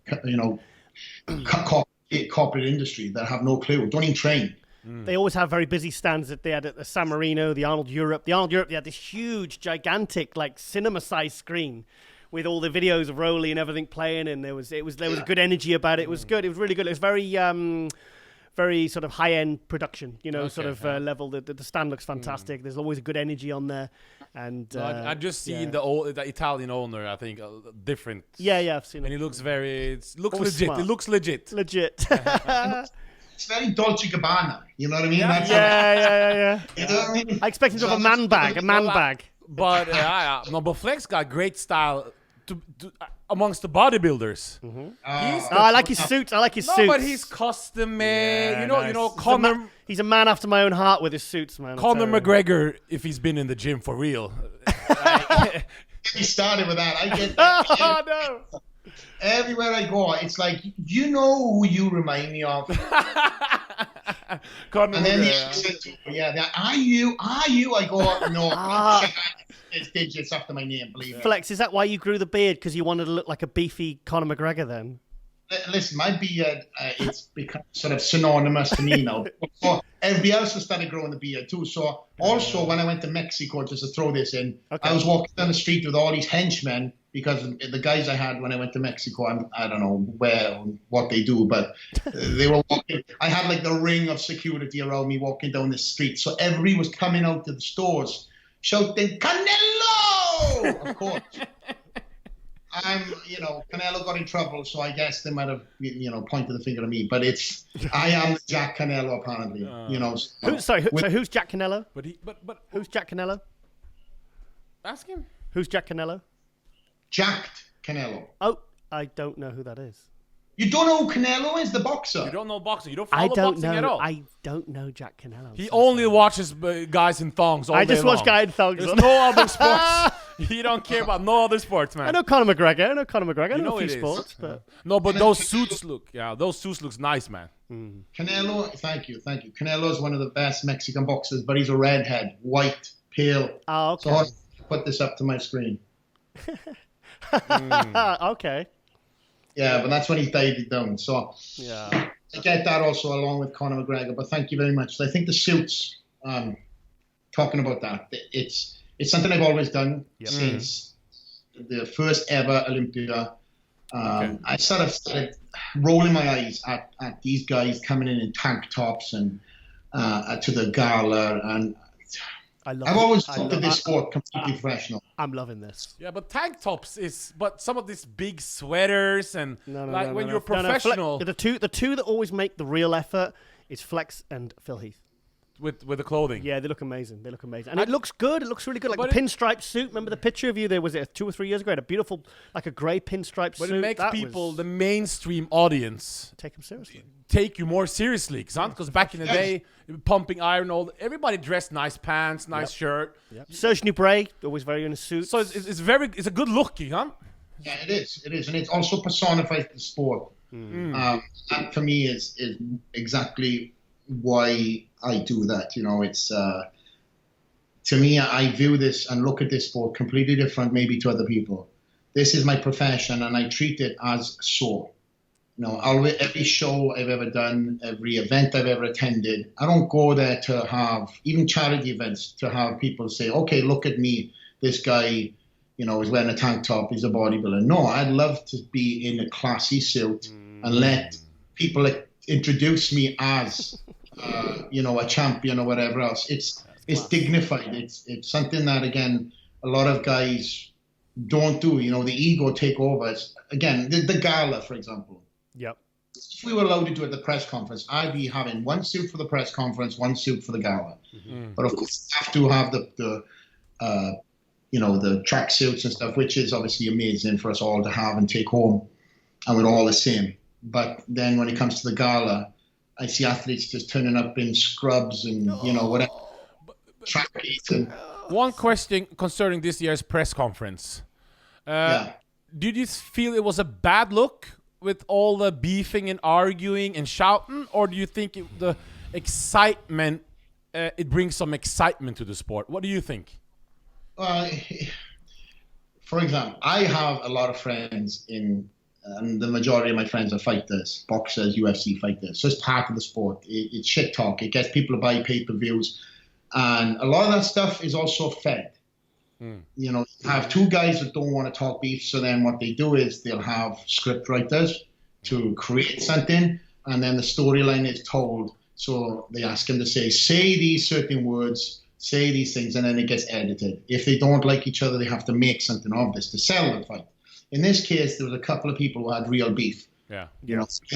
But at the end of the day, what we seen as fans and we sat for as athletes was complete nonsense. It was just 2-3 pockets of guys just talking about nothing. It was just he ignored me backstage, and it was just like, oh no, I was sinking in the chair going, oh no, please guys, just let's just talk. If you're gonna shit talk, do it properly. I'm all for a press conference that's got intelligent banter. Yeah. And from press conferences I've done of old, we've prearranged some stuff to make sure that, okay, make sure you say this, okay, make sure that, this sells something, We're there as athletes to sell tickets, we're there to entertain, we're there to obviously display our physiques on the Friday and Saturday night. But the whole purpose of a press conference is for what? To get fans excited. Exactly. And they can't... Yeah. I was asked at the 2002 Olympia to ask Ernie Taylor about his triceps. What? No, somebody asked me in the UK, said, look, Giles, can you please make sure you ask him? He's expecting you to ask this question. Okay, so you asked. Because he said he'd had some whatever done. And I was asked to ask that question. So it was like Flex says, it was pre-organized. But I think okay, we got to bring excitement though. So something they have to do, So again, what ended up being was a couple of pockets of excitement, but then it sort of dragged on a little bit. And I have mad respect for Robin Chang and the staff that put on the Olympia. They can only do so much. It's up to the athletes then to, again, use the word again, have intelligent banter. Yeah. And it just on and on and on, and there's athletes up there that are, starving, we're all looking at each other and we're like, okay, because there's so many athletes up there also. And I think this is the other thing. The first year was only the Open. Then they brought the 212 up. Yeah. Now there's so many athletes with very little time. Yeah. So in fairness to Bob and Dennis, they went around to try and get every one of the athletes FaceTime. But, if you really get it introduced once and you realize there's banter, then they knew who was there to sort of go at it. Yeah. So then through all the athletes, as well as making the show runs and making sure, like I said, every athlete has their 2-3 minutes of FaceTime, how are you feeling, what do you want to say to the crowd. It's very difficult. So I think minimizing the press conference and having key athletes, speak. Phil and went at it, so go on. Yeah, I really liked what Flex and Jose said. I thought Jose kind of put a nice little cap on it by saying, it's about exuding yourself with class and stuff like that. And I just really, and it's funny because those two now are out of the 212, So, yeah. So going back to Italy, I was sorry, a random question, but what was your favorite? What was your favorite part? Because I've been to Italy maybe 10 times. Great food, by the way, there. Oh, incredible! But what was your favorite part of Italy? I'm curious. Oh, I mean, listen, you touched on one thing there. First and foremost, the fans were, thank you very much, phenomenal. Just like Brazil, they exude that passion. And I came home for a couple of days and I was talking with my hands. I picked up that habit. And my wife was like, stop, please. Yes. I want my breakfast. Can you say something in Italian for us? Oh my God. Buongiorno. I don't know. I got loads of different things. I got a lot of swear words. Bellissimo. Ciao. Yeah. Ciao bella. But yeah, I will say the food, you touched on the food, AJ, the food was absolutely phenomenal. Just everything, because it's fresh, it's made with organic and with passion. They get tomatoes, everything is rolled, everything is put time into it. It's like you sweat on that. Yeah. And it's much more than spaghetti. We went to a lot of restaurants. A couple of people, fans of mine, own restaurants, so they wanted to take us there. And of course, the language barrier a little bit was an issue. So what I thought that I was going to have was my main was an appetizer, and these things kept on coming and coming. I was like, you have to try this. And this guy was so excited, you have to try this, and everybody on the table was trying to. This is how you eat this, and it was an amazing culture, I realized why, these Italian friends of mine now are so late, because 5 minutes is not 5 minutes, the meal times are not an hour. We're like, we'll eat in the next hour. We'll eat in the next hour means that's when the appetizer comes. We left, in many cases, 3 hours later. In the last meal I had prior to leaving, I was there for 5 hours. I love it. I love it. It's unreal. And they kept on coming. And and then they have like espressos. And because I've not trained in so long, and they drink them all through the day. The espressos. All day long. That thing was like crack. It was like a tiny little thimble of coffee. Coffee, and they were like, would you like coffee? Hell no, keep that shit. I want to sleep tonight. Wow.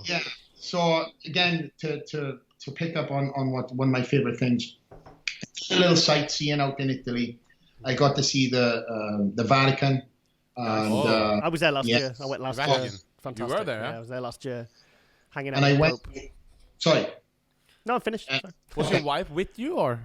No. This trip. It was a very, it was like a team no sleep trip. Oh, okay.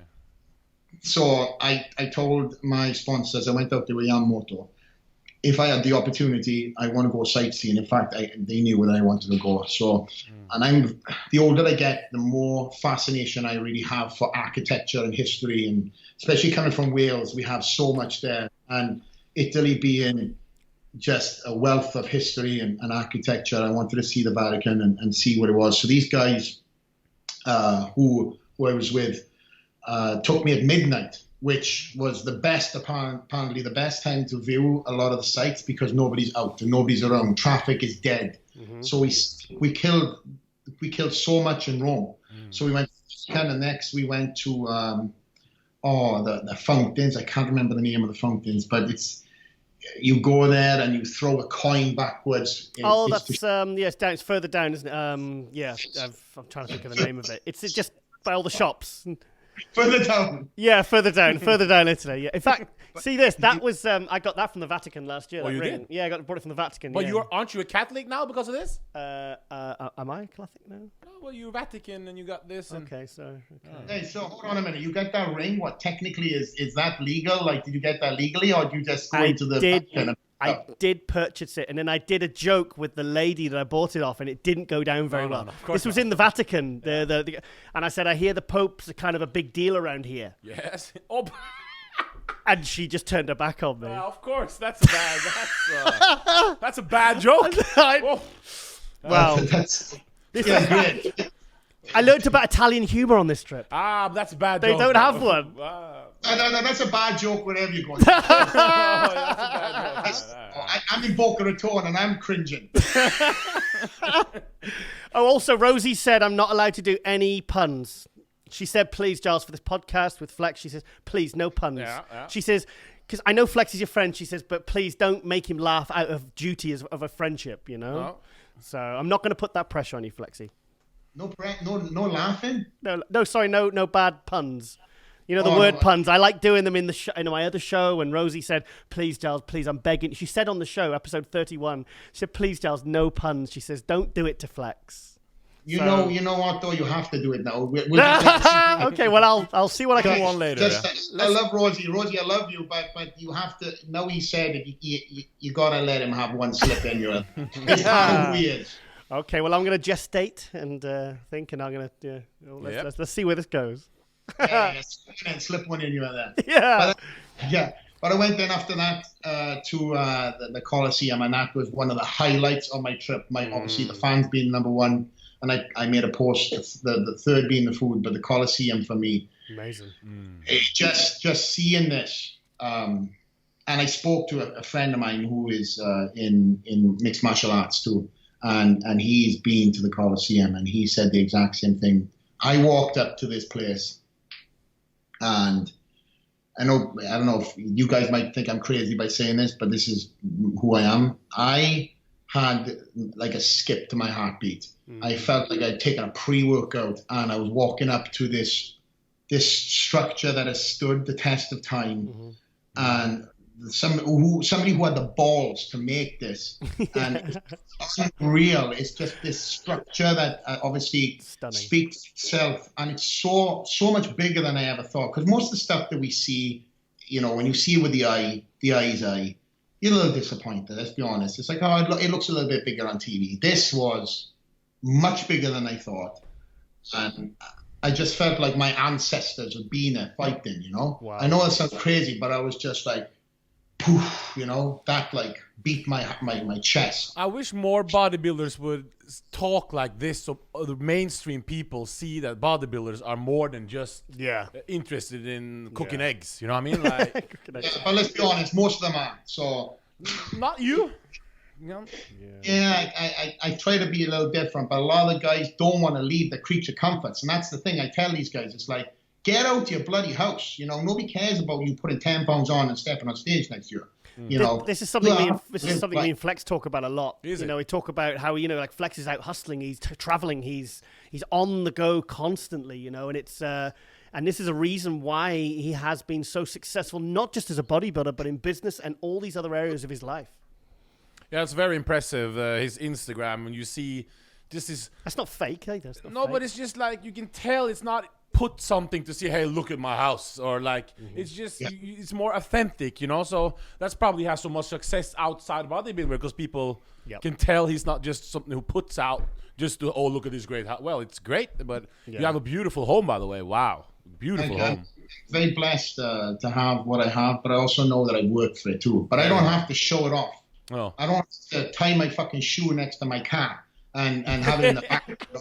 or like scratch my nose and show my Olympia trophy behind me. You know, that thing is it. If it works for you guys on social media, it works for you. That's not me. You'll never see me posting obnoxious things. That's always how I have been. You know, again, I have great things that I work for and work hard for, and I like to have nice things. You know, we talk about suits. They're not cheap, but that personifies the sport. It grows the sport. Yeah. It also, me standing next to a Lamborghini that's been rented, that's not real. That's very... Yeah, this is something we've been talking about.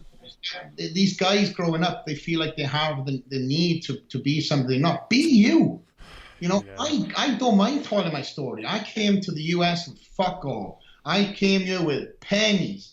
I came here with a dream. I slept on a sofa. And it's not my story versus somebody else's. I know my story. So I can say my story open and honestly and say that I failed so many times. But it makes this time that I'm standing here talking to you guys that much more appreciative. Yeah. You know, I had many opportunities to go home. And every time I spoke to my parents back home, they would ask me, it's like, how things are going. Even if they weren't going good, I told them they were going good.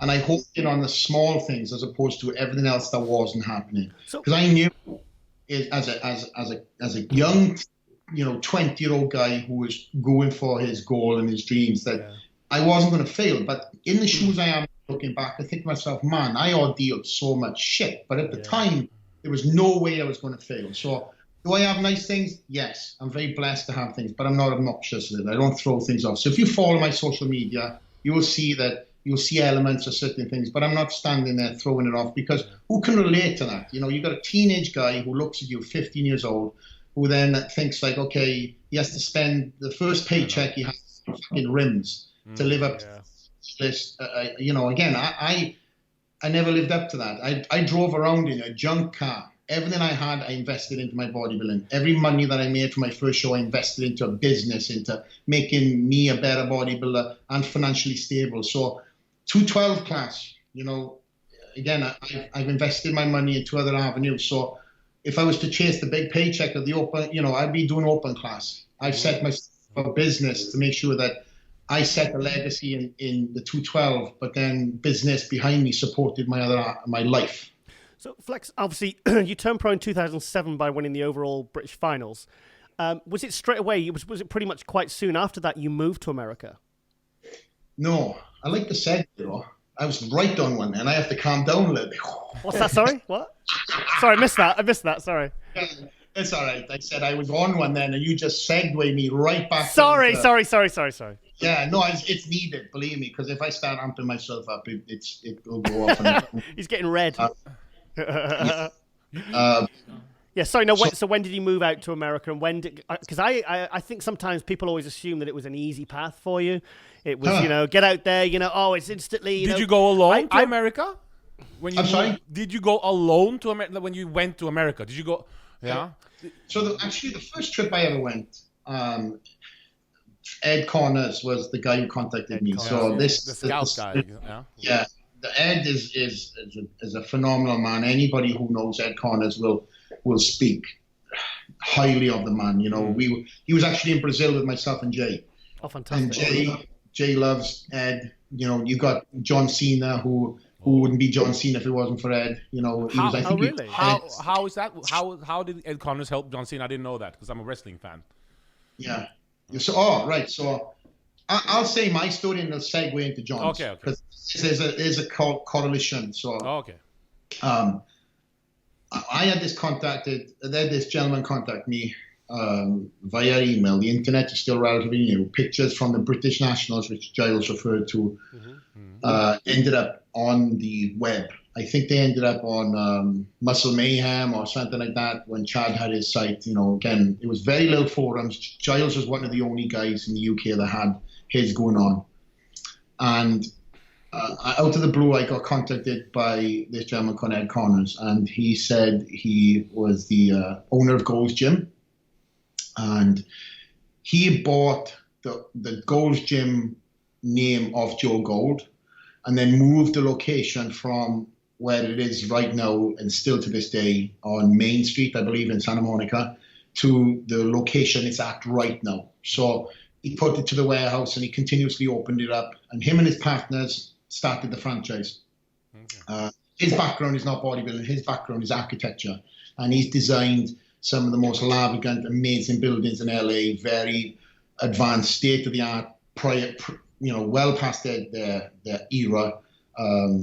That again is still to this day looked at and thought of as one of the most beautiful architecture buildings in LA downtown. So backtrack, he contacted me, and it's like, what the hell is this guy? To basically invite me to the US, and I really didn't know too much about him, and I thought this email was just bunk, And after the guy emailed me again, and I thought, this guy, fucking hell, he's persistent, I thought, I'd go to America, and he'd lock me in the closet, and then here comes the gimp. And then that'll be it. You hear all these fucking stories on Crime Watch and shit like that. And one of them statistics on the back of a milk bottle or something, So I thought, okay. So this guy, again, started telling me who he's helped out. So I decided to reach out to Kerry Case. And he sort of mentioned Kerry Case, and I spoke to Kerry on the phone, and Kerry said, no, he's legit. He had helped Tommy Tomlinson, who Kerry used to sponsor for CMP. Tommy ended up moving out to Santa Monica.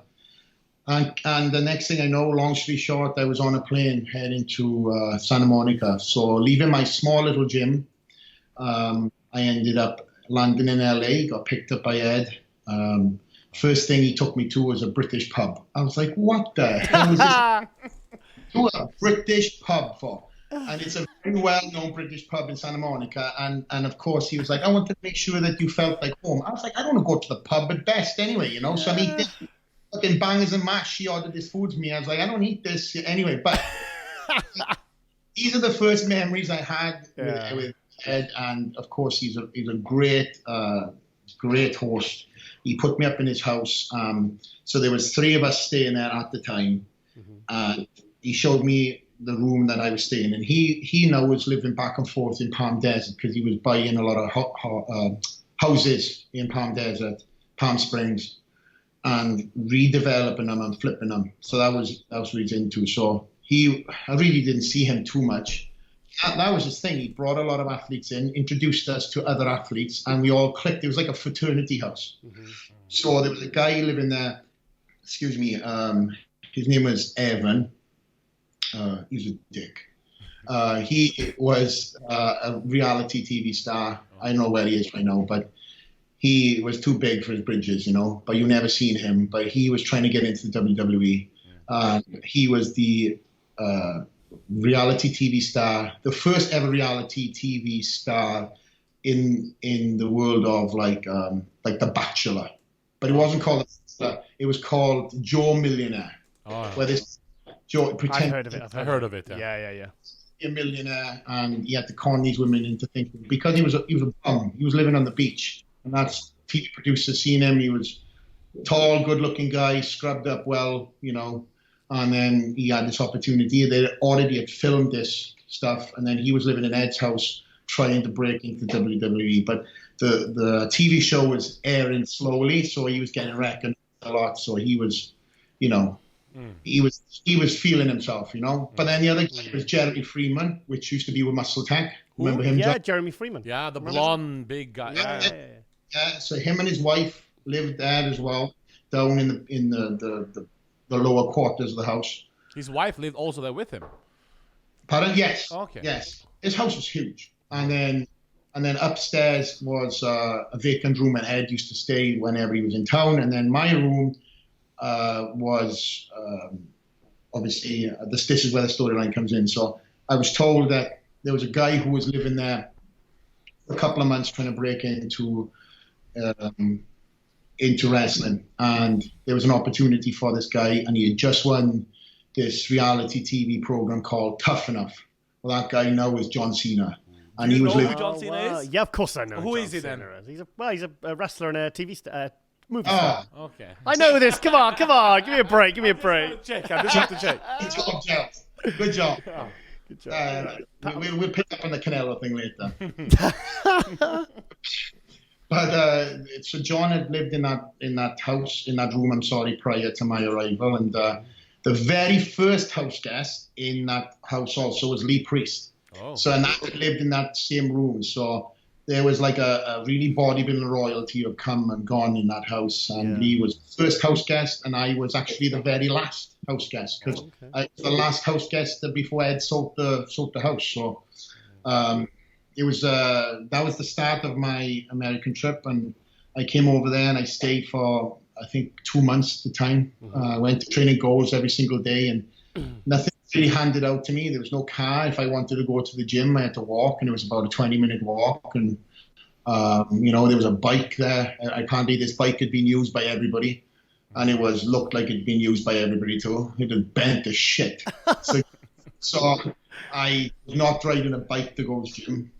So I used to walk to the gym every day, and I would try to space my day out and sort of live a little bit as the tourist there. And I went to the firehouse, and then I got friendly with Chris Cook and his training partner in the gym. Chris Cook, the blonde guy? Yeah. Oh, the tall guy, isn't it? Tall guy, yeah.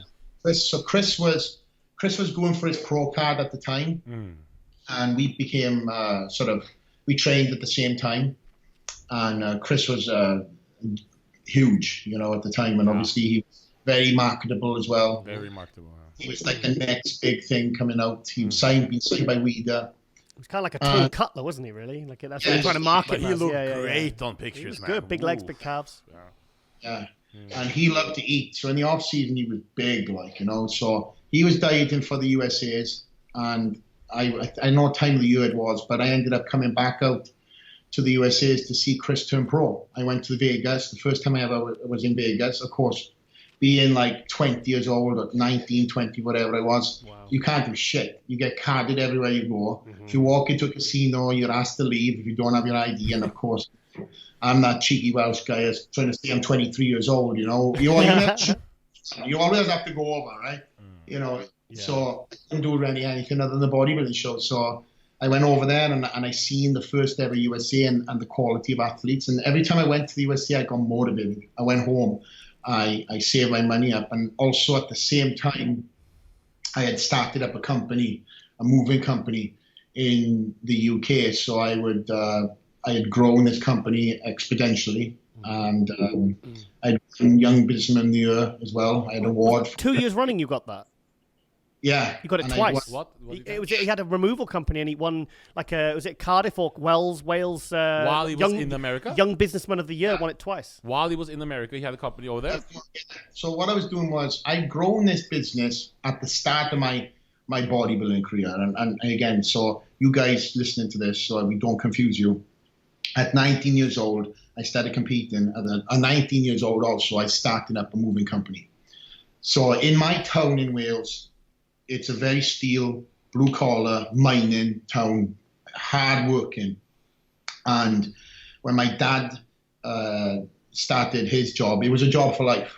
And when my dad obviously was old enough to see me be in college, he was like, listen, there's no such thing as a job for life. And I had a lot of opportunities to follow the path of rugby. And that was my path was paved. I had a lot of offers and scholarships to go and play rugby in England, and I decided to stay local, in my college, which is a massive rugby college. And again, you've got to think of the work ethic that comes to that college. Everybody is not being given anything easy. Everybody's worked hard. Everybody's got that sort of mindset of just like grinding, just big boys, and dad is a hard worker, steel worker. Mum is a hard worker.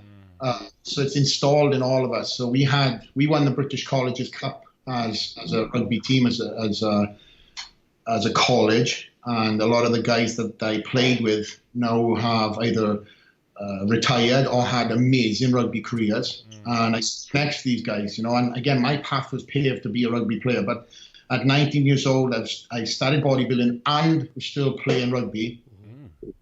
And I also started up this moving company. This moving company grew faster than I ever thought. The town that I was in, there was because of the smaller houses, there was a calling for the smaller type of vans. Now, as I'd been to America, I'd seen U-Haul. We didn't have U-Haul or smaller vans that you can rent. So I seen that, and again, because I'd been to America, I'd seen this. I came back home and I purchased a small van, and I started working, and I started working for what would be the working class people and charging working class rates. And I grew the business tremendously. I'd won an award from the Prince's Trust, Prince Charles.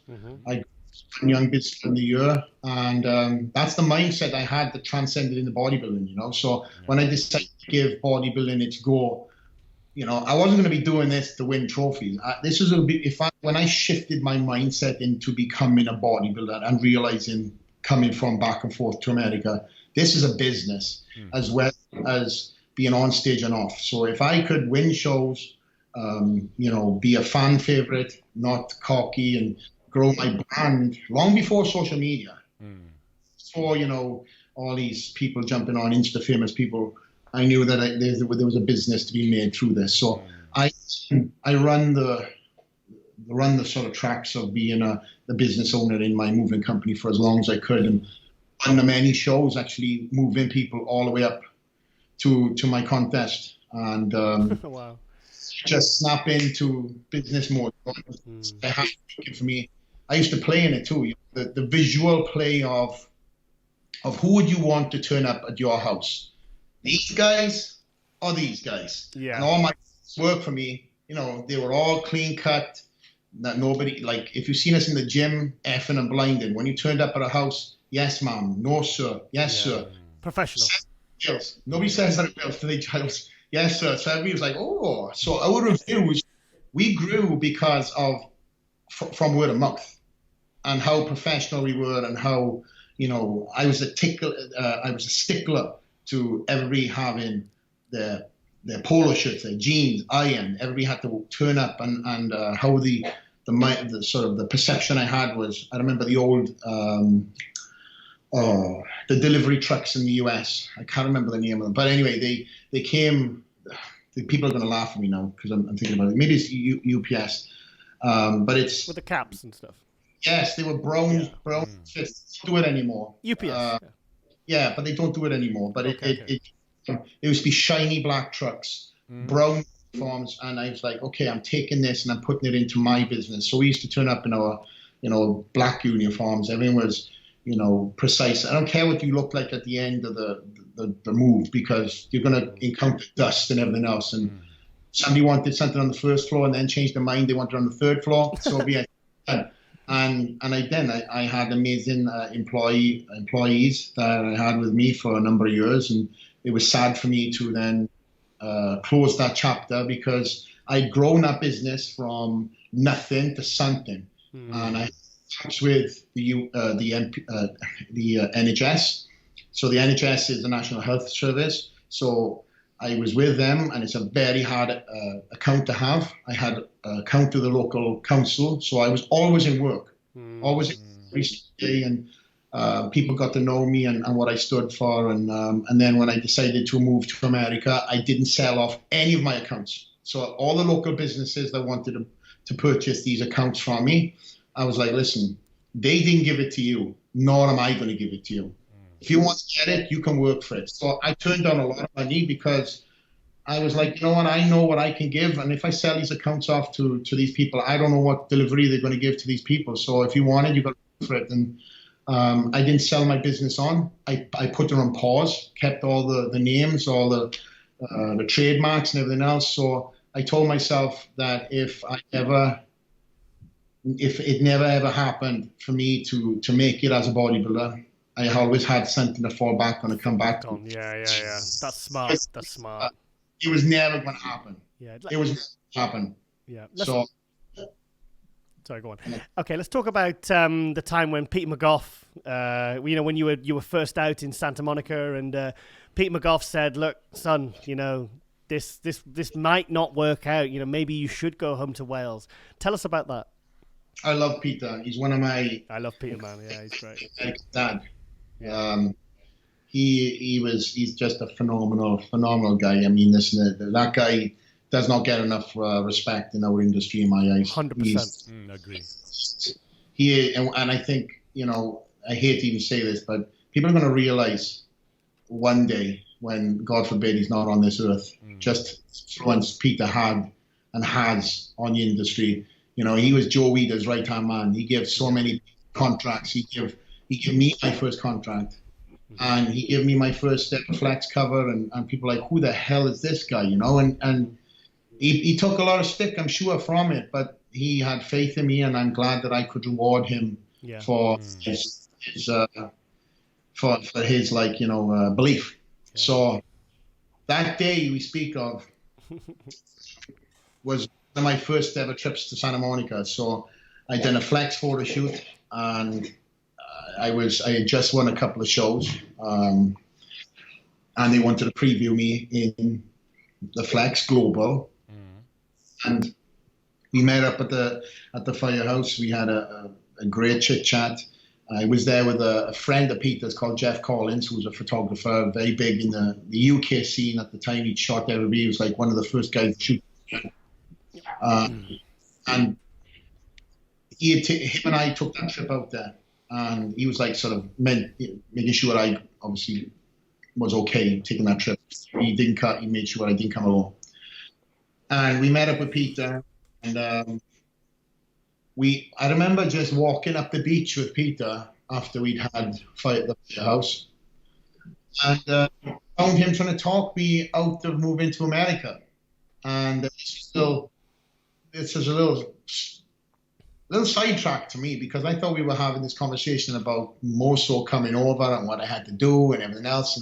And this conversation was more on the lines of like, you know, I think you should really grow in the UK and do your thing like Dorian done. And I was like, no. And I found myself being this guy who, again, no social media, it's only magazines. So I found myself, you know, standing there digging my feet into the ground to probably one of the best, you know, editor-in-chiefs of all time, say, oh. And I was like, what? In my head, I was like, what am I doing? Listen to this guy's advice. But then in my heart, I was like, hell no, I'm coming to the US, you know? He was like, well, I want you to think about it. You know, there's athletes that have come here and they've not made it, and they've gone a different path. And I think what he was trying to say was like, he's seen guys come over, try to live the life, and then lose money or whatever else, and then follow a different path or get into the mix of other things. You know, I'd already ordealed so much at that point in time anyway, so I had a different mindset of what I wanted to do and achieve. So with that being said, I told him, no, I was coming over, and the conversation ended right there. And he soon see me, you know, making small moves in that. I always heard back around that time, I remember hearing that say there would be a flex photo shoot at Gold's Gym, and you know, so and so wouldn't turn up or turn up. They would always have flex within like an hour. You know, he'd be up within 2 hours. He would turn up, shaved, tanned. He'd be prepared, in good condition, and that was kind of a way how he kind of got the ball rolling and got his name out there. And he created opportunities for himself. But have you always been this professional and driven, or did it just like when you were a kid, or did this just like, yeah? If you ask my mother and father, I've always been an entrepreneur, but they wouldn't call me an entrepreneur. They'd call me a pain in the ass, because I always had this like, okay, I got to make money, I got to do business. I don't know why, I just fell into this mindset. Nobody around me. I mean, I've been making money since I was, I don't know, I would say real money since I was about 12. Wow. Doing what? What did you do to be 12? What were you doing when you were 12 making money? So I used to breed finches. I'd go to the pet shop. This is how I started off. Again, this is the entrepreneurial side of me. I bought a couple of finches, 13, 14 at this point in time. And of course, you have one male, one female. You know that they're going to get it on. So then they have chicks. So bow chicka wow wow. Yeah, bow chicka wow. I just constructed these cages out of mesh and wood and stuff like this. And my dad play some Barry White. Yeah, and I obviously 2 finches turned to 5, and I sell the finches on back to the shop. And then I fast forward, I had about 100 something finches, and that duplicates fast. So I realized that £1 of selling a finch, I could make more money if I got into other other breeds. So I ended up going through the full line from finches to parakeets to ended up hand rearing birds to sell back to to people, and I got into parrots. Oh wow! So I bred everything, and then this is where people don't realize. I didn't know this. I didn't know any of this. Yeah, I didn't know this. So this is probably at about 15, something like that, 15, 16 now at this point in time. I made this is I was making side cash. So mommy and dad weren't cut from the cloth, So if I wanted something, if I wanted to buy a bike, I had to save for it. So I had paper rounds, and on top of that, what I do is I wait for these kids to be too old to have paper rounds. So then what I'd do is I'd buy the paper round off them and sell it to another kid who wanted it, and then they. So I had all around my area. I had about 3 rounds, and I only worked 1 paper round, and I had the easiest paper round. That's smart. Yeah, that's smart. I'm impressed. Yeah. So then I had so my hustle was paper rounds. I had finches, and then when I was older, I used to buy and sell like motocross bikes. Hence my scar on my arm. But a lot of again, I'm a side story. I can go into so many different things, but if we stick into the point, parrots were the last thing I got into before I got into racing pigeons. Racing pigeons. What's this? Yes. Can you explain something to me? We found in our garden, it's called a tumbling pigeon.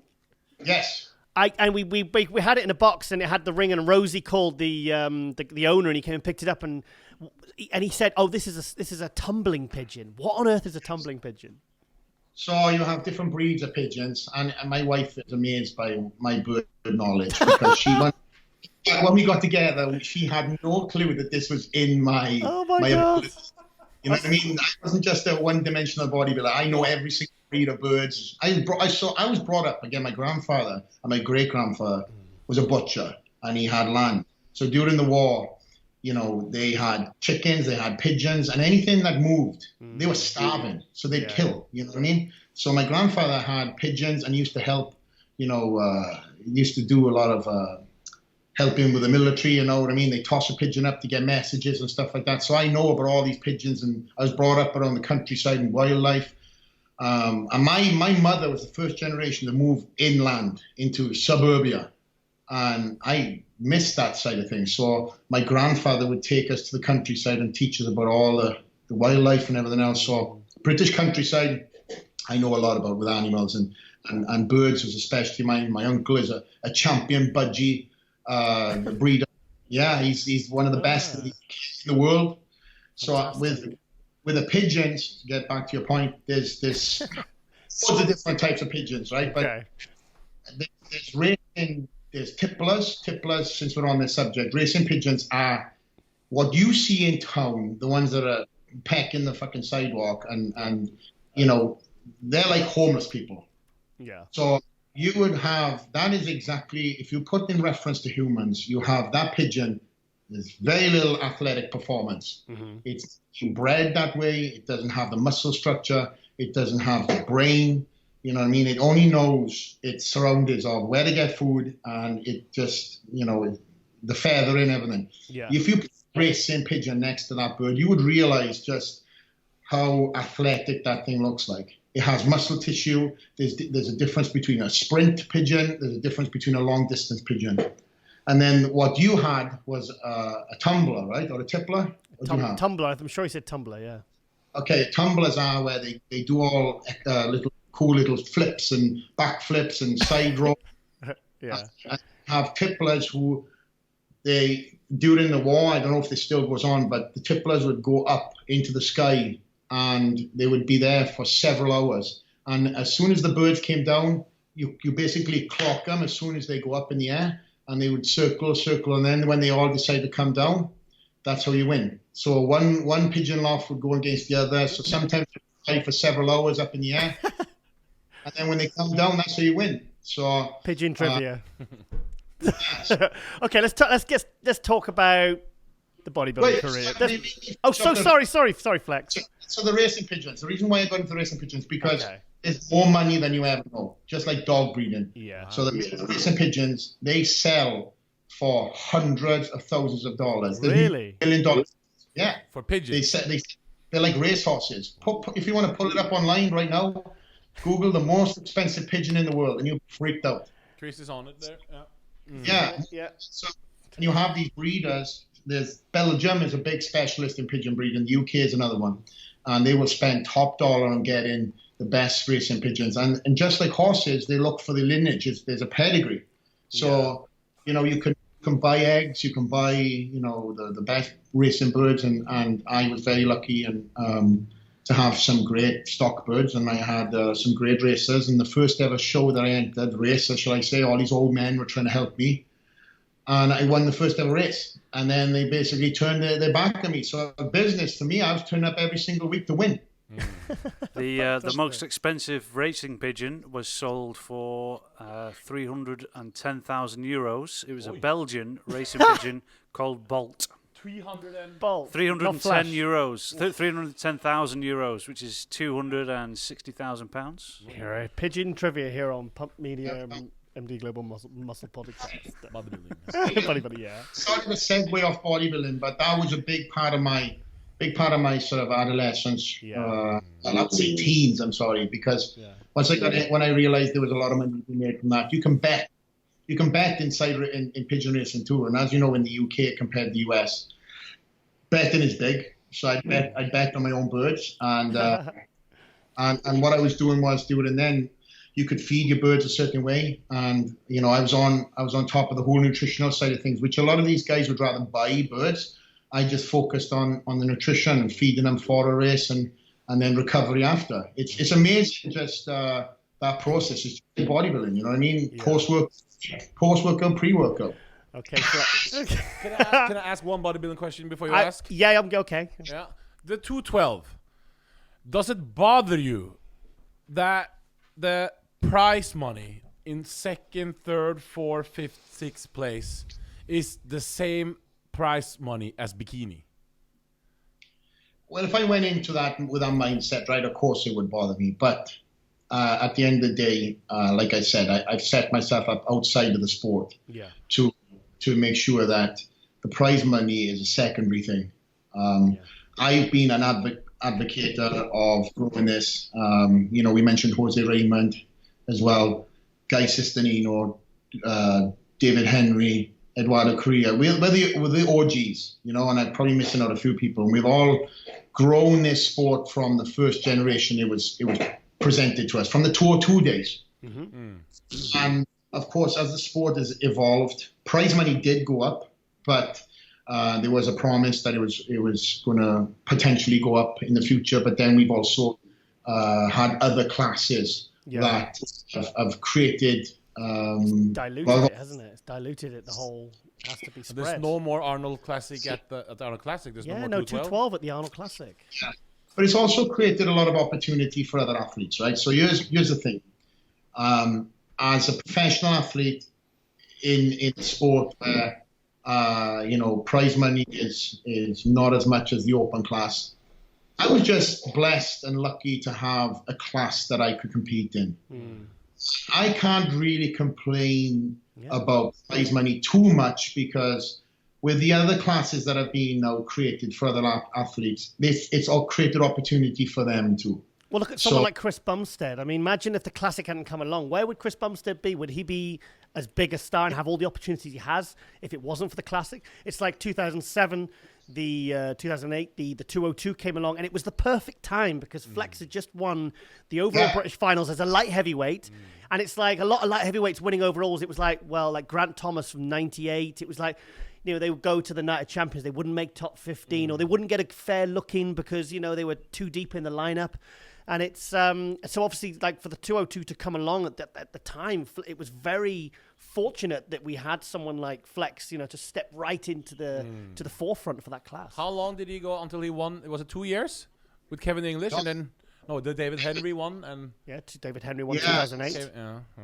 Yeah. So I went. My first ever pro show was the Tampa Pro, and Tim Gardner. I remember. Was a promoter. Obviously look at Tim, what he's doing right now. I think a couple of pro shows I think he only had one pro show and a few amateur shows within Tampa at the time. And now the guy is, kicking butt around the world. He's big time. He's got a great Romania this weekend. Yes. Yeah, and I loved him. I got a first pro show. Tim was the guy that asked me to compete in his show, and I said yes. So I competed in the Tampa Pro, and I got second to David Henry, a phenomenal David Henry, who ended up winning the 202 that year. And then I went on a week later to the Europa Pro show, and that's when I had my first ever win. I remember looking at the pictures online because obviously I was following Flex, and I remember seeing the pictures, and I was really happy. I remember really, really happy. In fact, I remember in 2009 when Neal Hill was prepping Zach Khan, and I went down to support them for the Welsh, and you were competing the same weekend. I stayed at one of your friends' houses. What's that guy? Yeah, a couple. They're a really nice couple. They were good friends of yours. And we were basically, Zach was staying at a guest house in Tenby, and I was staying with them. And we were literally in the kitchen following on MD, Flex how he was doing. And I remember, because Neal was having his meltdowns, and trying to every hour, bing, Flex was sending these progress pictures through. It was fantastic. It was such a good weekend because so Neal had Zach Khan competing in the Welsh. And he had Flex, because normally he would be with you, wouldn't he?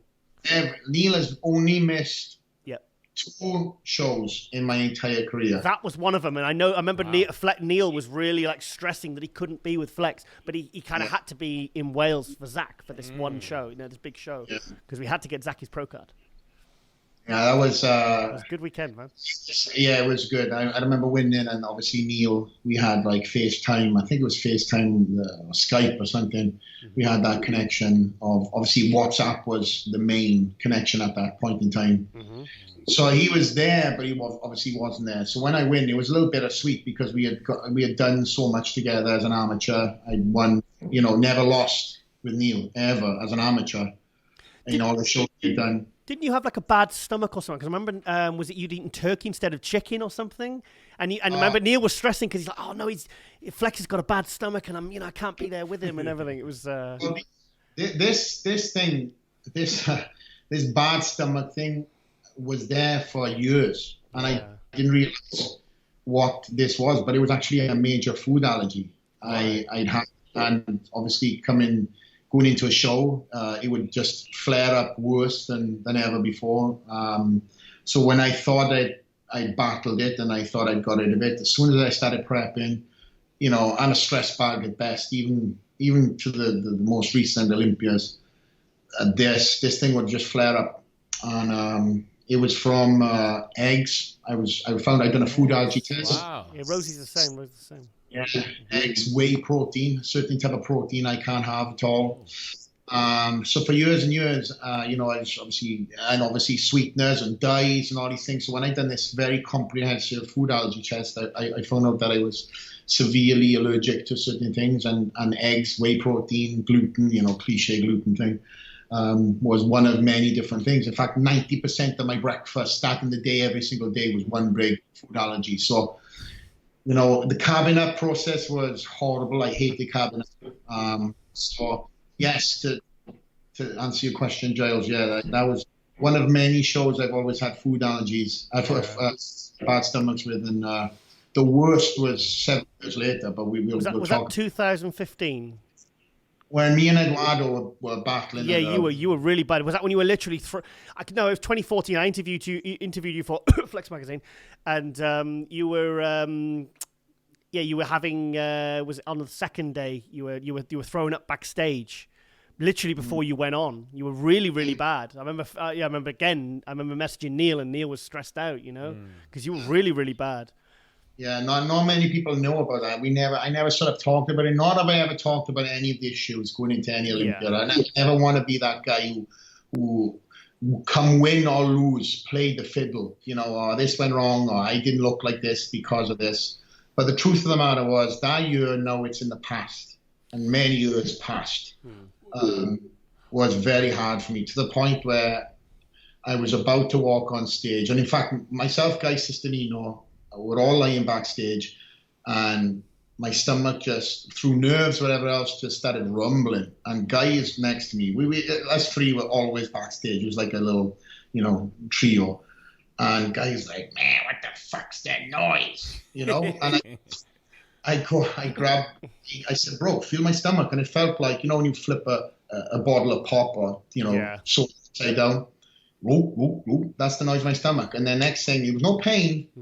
My stomach had just flared up, and it was from a food allergy. So, this was about maybe 40 minutes before walking on stage. So I was freaking out, and of course I speak to Neal, and Neal is like, okay, walk backstage. So we had to really try to move this gas that had just flared up, and now I know more as to why or what has happened, without going into too much detail. But this was, again, a reaction and from a food source, and it would be something maybe that I ate 24 hours before, but it took that long. At prejudging, I went on, and myself and Eduardo, that's this year that Eduardo came in absolutely phenomenal. Eduardo Correa, huh? He's hurt now. He's out, huh? He's taking a comeback, and I've stayed back. Yes, we're all good friends, and I'm one of the big supporters of Eduardo Correa. Great physique. Great guy too. Better guy. Do you remember when you did the Grand Prix in 2012 and you did Prague? And I remember there was you, Jose, Eduardo, William Bonac. And I remember the condition of all those guys Must that be a great battle, eh? That was an incredible, we won Prague, and Shawn Rhoden won the British Grand Prix and Open, and you won the 212. I remember it was a great year. That was a fantastic year. It was. I've got some phenomenal stories as a 212 athlete, on stage and off, traveling around the world. I'm blessed to do what I do as a representative of the IFBB Pro League, and I pride myself on doing what I do too. So with Eduardo now making his competitive return this year, possibly, I'm speaking to him in Brazil. I'm one of the biggest advocates for him to make this comeback. He's had a lot of injuries over the years, and he's battled through them. And as he is one of the OGs of the 212 4-2 class, I want to see him up there again. And he came in, like his nickname is, Super Slice, and we battled that year, and I put everything into it. There was a 50-50 split down the line where people backstage came up to me and said, "It's like Flex, you're battling for this first place. So, we might even take second. Prepare yourself." This is not coming from the judges. It's coming from industry people that we all respect backstage to see people. So I didn't know what the judges thought, and I just gave everything I got. We went through prejudging, and then the night show, which was, I think, that year, the same day, we had some rest, and Neal altered some carb up, and we just came back completely different. I had no pain in the night, but it was so scary because I didn't know when this thing was going to flare up or not, and it was nothing like we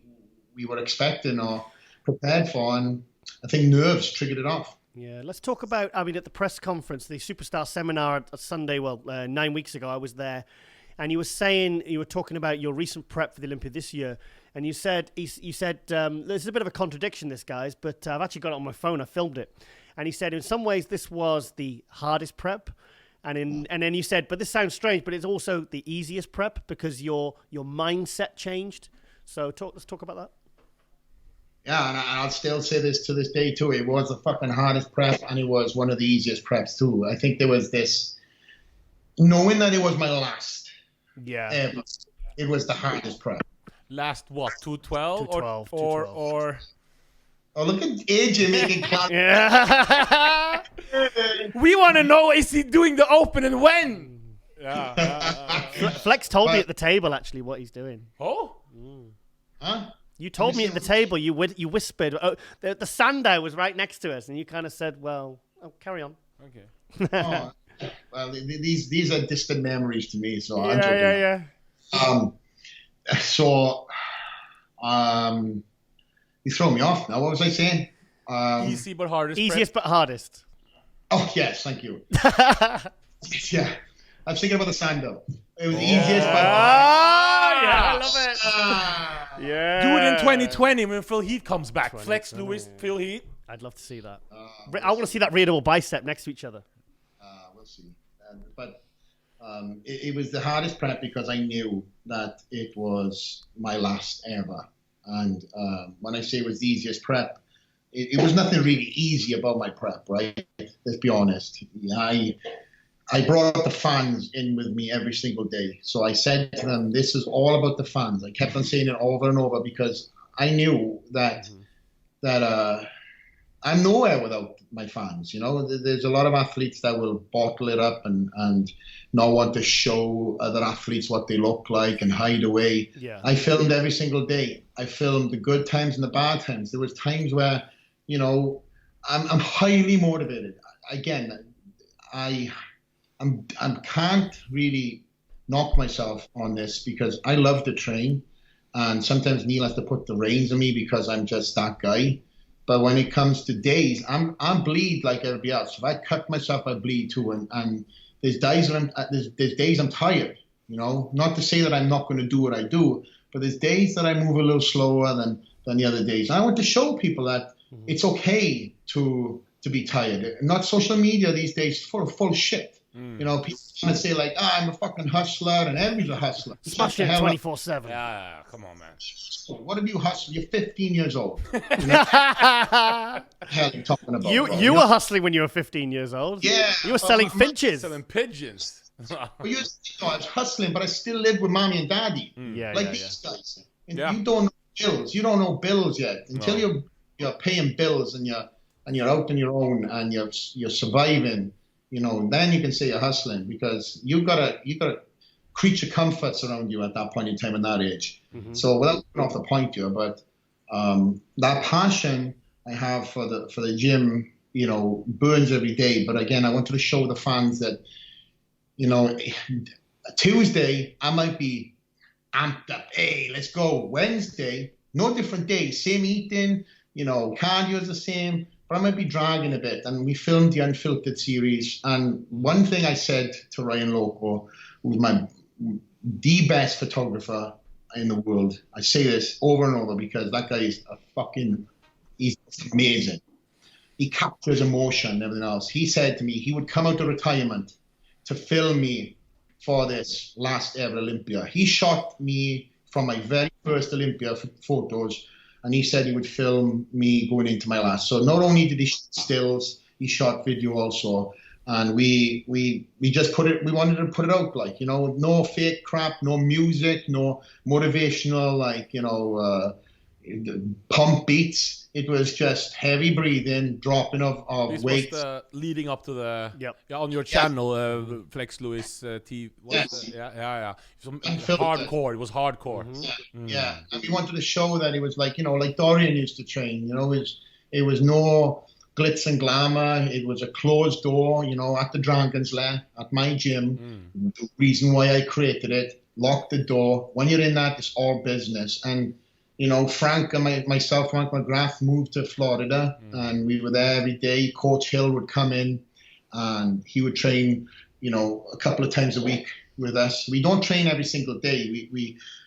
He trains, he comes in, and it's great for me because I lead the workouts with Frank, and then it's nice to relinquish that role and give it to coach, because then I do things that I wouldn't probably want to do, or not that I want to do, but you know what I'm trying to say, that I wouldn't think of doing or whatever else. Everybody loves it, to be honest with you. There was none of this BS that gets covered up with music or quick cuts, and it was raw, you know, failed sets, motivational, self-motivational going into each set, and it was just very raw, you know. And there's been so many of the amazing YouTube motivational channels that have used this footage going into the Olympia, and you know, there's amazing people out there on YouTube that have made like motivational clips, and you know, it was great. I'm glad I done it because there was times, especially it's easy to film when you're eating good and you know you train hard, but then when the diet starts kicking in, especially for me, I can step on stage 6 weeks out. Everybody's seeing the photos of what I look like 6 weeks out. So knowing 225. Knowing that I step on stage at that weight, 225, 228, whatever it is, and then all of a sudden you have to tell yourself, or coach tells myself, it's like, okay, trust the process. And then you have to really realize it's like, man, you now have to look what the scale tells you, not what you look like in the mirror right now. And then it's like a balloon, you start sort of deflating. But not that my physique went backwards. We're just creating the 212 physique. Yeah. You've never seen the best version of me yet. I've seen never the best. seen it. We've never seen it. We've Never seen it on stage, unless I remember I said this. I've said this several times on my other show. It's like we've never seen that version of Flex, and it's so frustrating. Imagine when he's at 5-6 weeks out and he knows that he's at his best physically, 226, 228, and then it's like, okay, now we've got to come down to the 212. But when he did the open shows, was that what? I was there. I was there at those 2011 Arnold Europe. How much did you weigh then? 206. How much? No, you were. You said you at the Arnold Europe that Ronnie Raquel, the Mr. Europe. You said to me you were 206 on stage. Oh Jesus, 4 pounds back then. You were 206.35. Yeah, listen, I was a 202 competitor, and I think I was allowed the carb up after, so it's I was 206, whatever I was, but I was there. I was there. That was a fun time for me. I never expected to place what I placed. He took fourth. Was it fourth at the Arnold Europe? He beat my. Was it fifth? He beat my hero, Tony Freeman. He did, but Tony was well off. Still beat him. He still beat him. Got upset. I got some I got some nice photos actually of that. That was a good trip. Imagine beating somebody that you've obviously looked up to and was the one of the you were looking up to him on stage, mate. You were right next to him. Yeah. He was standing next to me in what was numerical order. So there was me, and then there was him, and I have mad respect for Tony. We've done a lot of tours together around the place, funny as hell. And then we standing next to each other, and then I beat him. It was just wow, and it was more so welcome to the pro ranks. Yeah, Ronnie Raquel won that one. We had Rolly Winkler in second. He used to look great, Ronnie Raquel. Flex was third. In fact, in the real bicep, Flex definitely took it because he was so much harder, more detailed than Ronnie Raquel. But obviously, you had guys like Rolly there, and, Winkler, Piotr Kowicz, wasn't it? Piotr Kowicz, Tony Freeman. Some big guy. Alvin was there. Alvin Small. It was a good show. That one, good show. I went to both those, and the Arnold Europe. And I went this year. But are we going? What about the Open? What's the plan? I want to know that. Come on, we need to get to the nitty gritty. Come on. What's going on with that? Well, I think everybody started talking to me about this the night of the Olympia. So I walk off the stage, and everybody back there was saying, if you had been up there, and it was just like, okay, but I wasn't, And it was first things foremost. I want to. Say to Phil Heath, obviously I'm friends with Phil. I haven't spoke to him much after the Olympia, but nothing's changed. I just let Phil do his thing, and I just want him to know that he's been a phenomenal champion. 7 years, we've travelled the world together. He's conducted himself as the utmost professional, and as a Mr. Olympia. Obviously some people will want to see somebody fail. With Phil. I've always wanted to see him succeed in all he's done in and out of the sport. So, with him now being dethroned this year, and seeing Shawn Rhoden now coming into as the new champion, was 14th Olympia. I'm a fan of the sport. So whatever and whoever is the champion, I respect that person. And I respect, the person who has been our champion for several years. It's not out of the old, into the new. I still have that mindset. Phil's the champ and always will be. It doesn't matter if he's lost or not. He still will be, hey, champ to me. Well, he's still 7-time Mr. Olympia. You can never take that away from him. That's what I said to him, hey, champ, when he was on. Yeah, he's the champ. It's Phil Heath. Yeah. And when I see Shawn, it's like, hey, champ.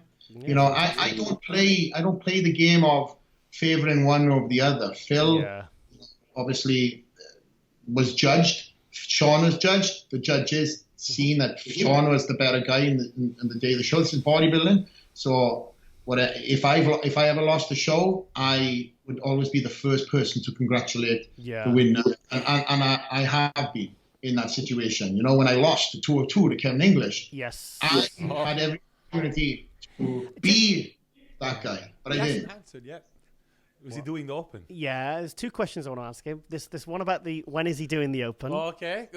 Is he doing the Open? He's smiling. He likes it. Do you see my answer? Yeah. So again, I want to congratulate Shawn Rhoden on his Olympia win. Get on with it. His front cover this month. He's the front cover, but because of you, I had this on only your pictures, example. Oh, look at that! Yeah, we don't want to. Good pictures. They're fantastic. Yeah. That's awesome. But yeah, I just want to say congratulations to Shawn. This guy obviously was not even on the radar. He wasn't. Of many of the pundits' votes. Shawn hustled in silence. He'd done his thing in the gym. He didn't show much skin. That the cliche Shawn Rhoden doesn't. He's head to toe with his Spitz boots on and his bloody hoodie over his head and everything else. And again, I love Shawn. So nobody's seen anything. So he wasn't even on the mix. And then here comes Shawn. He was confident in the prejudging and said that he was going to be, pause for pause and everything else. And the show was judged and the show was won. And that is it. So, you won't hear me say much about the decision because it is what it is. You can't reverse something. I agree with the judges and always will be because, again, they're the same judges that judge me. So if I had a political or a viewpoint or everything else, then I'm going against the criteria and I shouldn't win. So at the end of the day, I'm a professional athlete and I've also lost with the same judging panel that I won with. Yeah. So I just know now that I bring the best version of Flex. I can't ask for anybody else. I don't care about who won and who lost in other divisions. No disrespect. I can only handle what I need to do. And the next time I step on stage, possibly in 2020, I will be, training for number one spot like I've always done. Yeah. So that being said, whoever is the champion next year will be the champion. And then I look forward to battling it out in 2020, whoever that guy will be. So you're doing it in year 2020?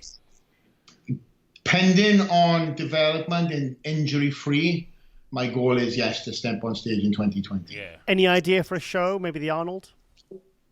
I don't know. You don't know. That's too far ahead. It's far enough away, but yet it isn't, right? So yeah, improvements that I need to make on my frame. It's exciting because I've never had that off season. So just had 8 weeks off the gym. I feel amazing. Good. Good. As you can see, I've not seen much sun. I'm freaking pale as anything. Yeah. Most of you guys tan over there in Britain, so I don't know what the hell. You look like you've been back to Wales for an 8-week holiday, mate.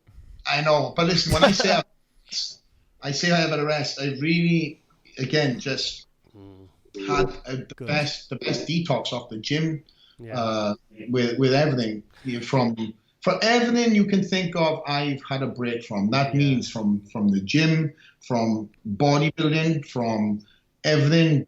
I haven't done anything involving, and it's been great because I spend a lot of time. Sorry, Giles. I spend a lot of time with the family. Bodybuilding took a lot of my energy levels out in the last couple of weeks, especially sticking it into the 212. So I have a phenomenal family support network, and I was turning 3 in a couple of weeks' time, and it's all about daddy-daughter time too. And she's young enough not to know, daddy was not taking her to the park, as per regular off-season or, 10 weeks out, 8 weeks out. And now, obviously, I've had the benefit of going to Disneyland and being able to not think about food every 2 hours. And, How old is your daughter? Turning 3. She's turning 3 now in 2 weeks. So she's in a week, actually. Freaking time is from the time that I found out we were expecting to bring her up on stage. It's flown. Crazy. Who's winning the 212 Olympia next year? Great question. And to be honest, I would be sitting in the audience just like you guys watching that show because let's be honest, I want everybody there that has stood on stage against me and the ones that have been trying to get there. So this year, of course, the battle that everybody wanted to see outside of myself and Derek Lunsford going for it and the other athletes with Jose was Hadi Chopin.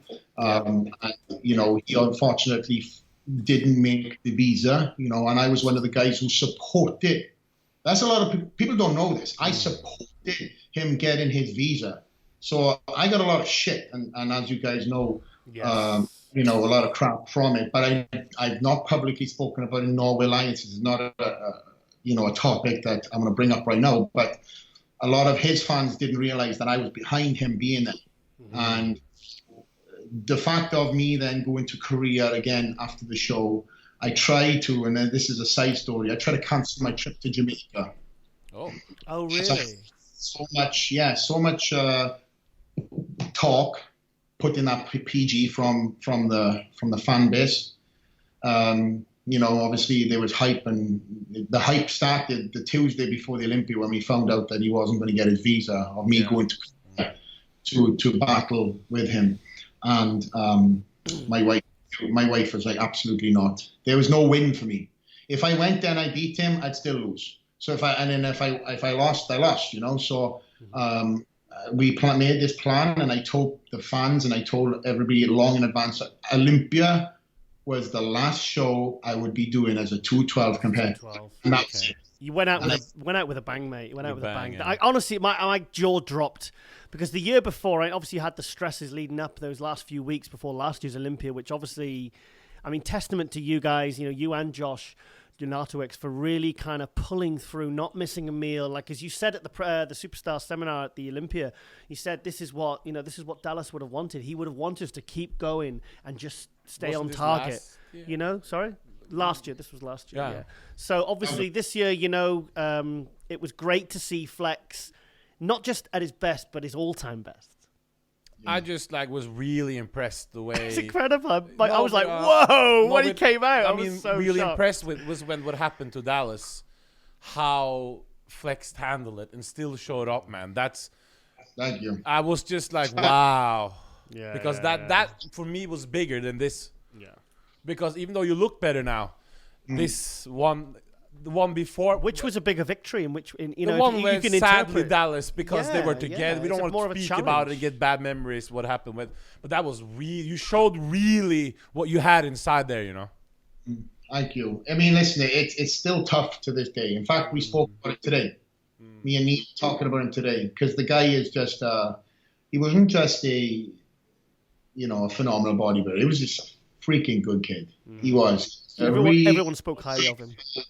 Yeah, and I was really a big brother to him, because I didn't give a shit. I got hard on him.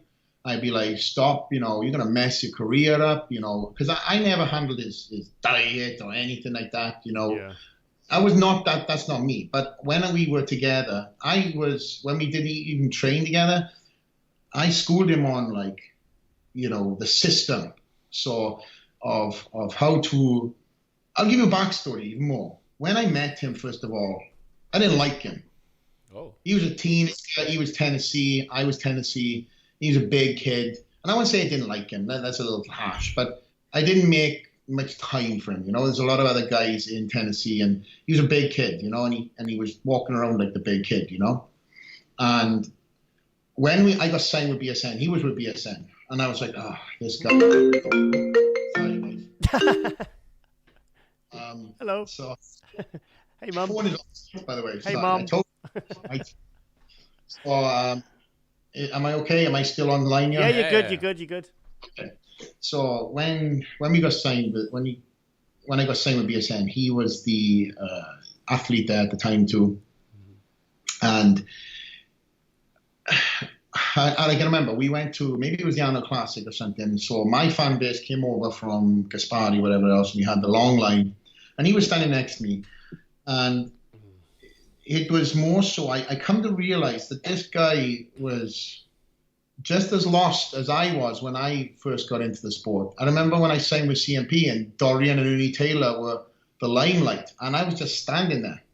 I just hoped somebody knew me, because it was just a little awkward sometimes. Nobody knew me. I had probably within every 10th person in the line, they would ask me just to sign something because I was there. You know what I mean? And I realized that was the same thing with him. He was the big kid. Not many people knew him. They might know of him. It was before he started putting all these 700-pound deadlifts on the internet and everything else. He was still big. And I was like, hey, bro, you need to introduce yourself, and I didn't have no relationship with him other than this encounter. And he was like, how do I do that, And I was like, man, you really have been thrown under the bus here, And every person that came up to me, I said, introduce yourself. Hi, I'm Dallas. Break that stereotype, because they were just like, man, you're a big guy, I'll keep on moving. And he had his 8x10s there. Next thing, as the shows, and we started traveling together, shows progressed, more and more fans started coming up to Dallas. More he started putting out. And then he left BSN and Sable Redcon. So then he sort of started coming to Boca Raton, and I had my gym there. He started training with me, and we trained together on the road.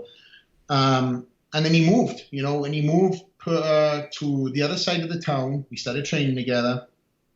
And obviously his fan base started developing. He started getting guest posings, and I started helping him what he needed to charge, and who was who and stuff like that. I really gave him the schooling of the 101. So what I miss, was I missed that time with him. Mm-hmm.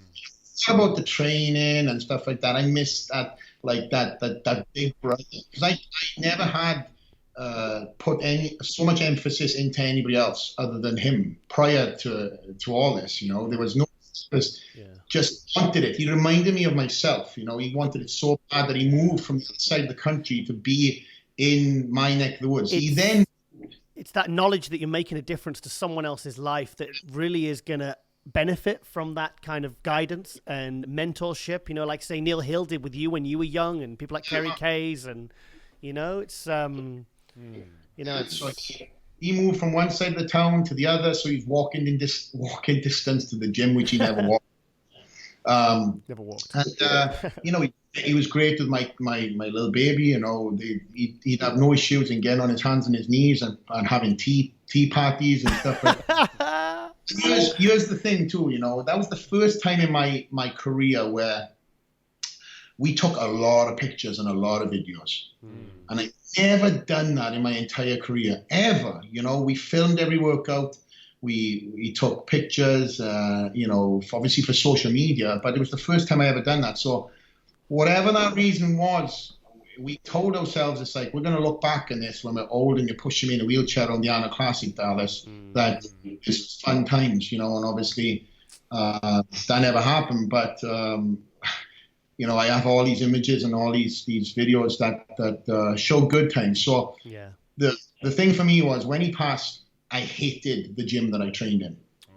So I finished my prep. So to pick up on your question, AJ, when Dallas passed, it was 3 weeks before the Olympia. We buried him. I went back to the gym. It was very difficult for me to be in there. I see in his wraps and his straps and everything else, But I just had to persevere through, and they weren't good workouts. So then we found out that the hurricane was coming into Florida that devastated a lot of parts of Florida. Yeah. So myself and my family had to take off to Vegas to get there very early. And when all was said and done, obviously I persevered and I got to the Olympia. I went to Korea, and then I beat Hardy, and I had all that stuff too. I really didn't know if I was going to compete again. I couldn't go back to my gym.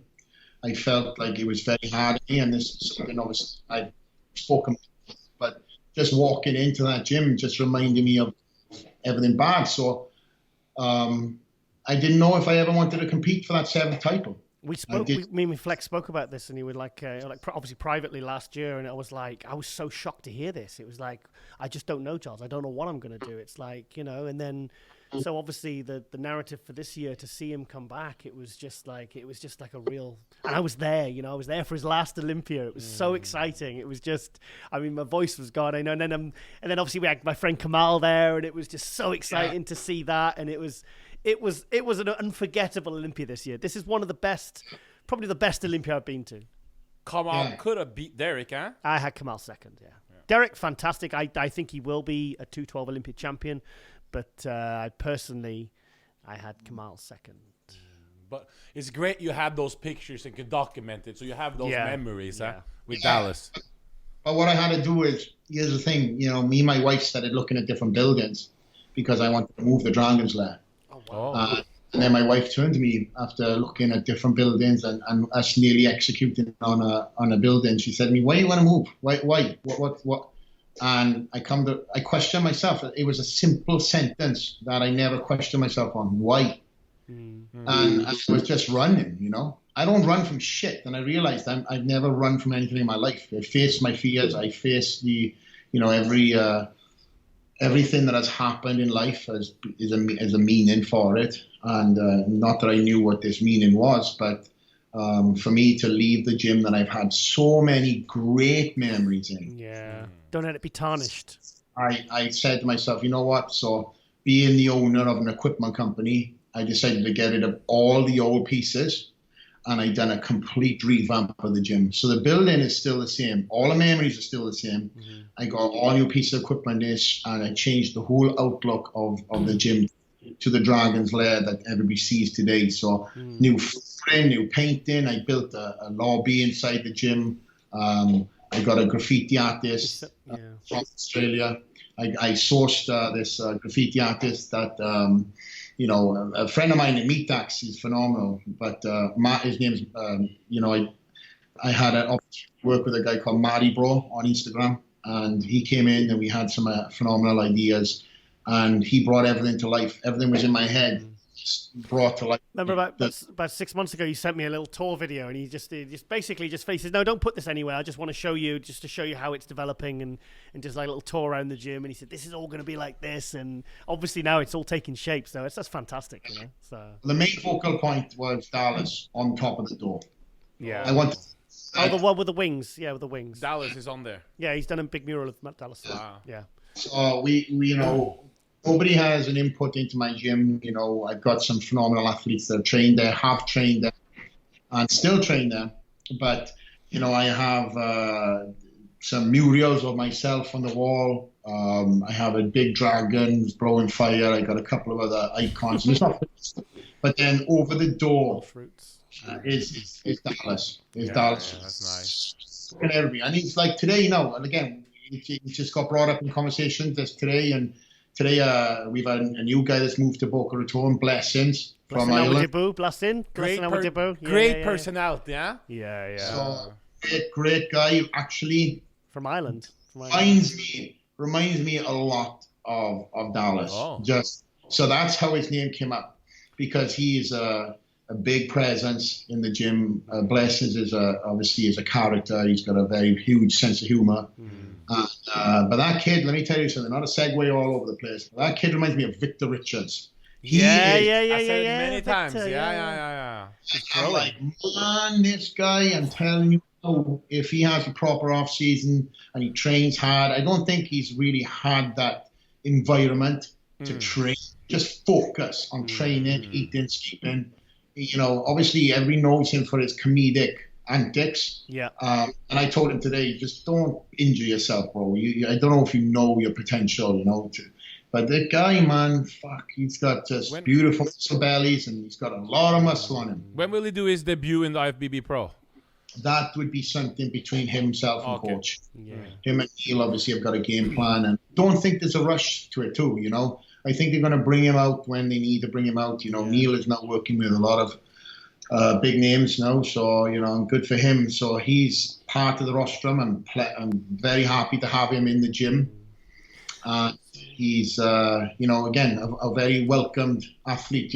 My gym is closed. I have so many people who want to train in my gym, but unless they don't bring that personality, that it factor that benefits not only me but my VIPs in that gym, then I'm sorry, this place isn't open. It's invite only. Also, I heard some other thing. Weren't you sponsored by this huge energy drink? Monster. Aren't you the first bodybuilder ever to be sponsored by this? Yep. Look at this segue. Oh, very nice. Because in Norway, they're very, very. It's a bit to be sponsored by Monster. It's like mainstream, It's very, very. Guys, big. I'm just going to quickly go to the toilet because I'm literally busting. So I'll be back in 2 minutes. Okay, 1 second. Oh, you play amateur. So that's very big, isn't it?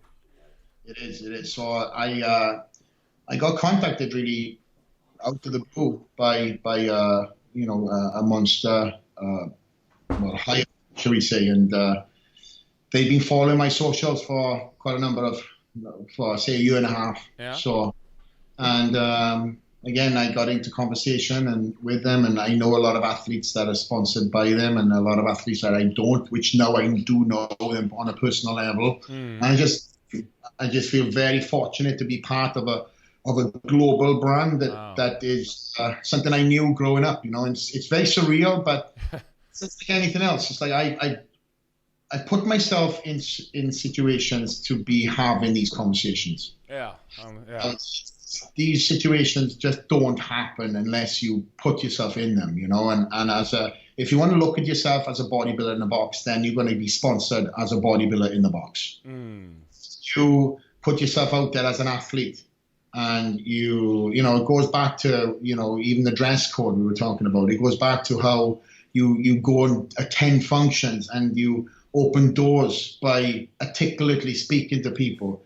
You're always on, and that's what you got to remember is as an athlete, regardless if you're the champ or not, you always have to be on, and you always have to represent what you stand in front of. And again, traveling around the world as the champion, traveling around the world on behalf of the IFBB Pro League, I get to meet a lot of people, and some of them people, I treat everybody the same.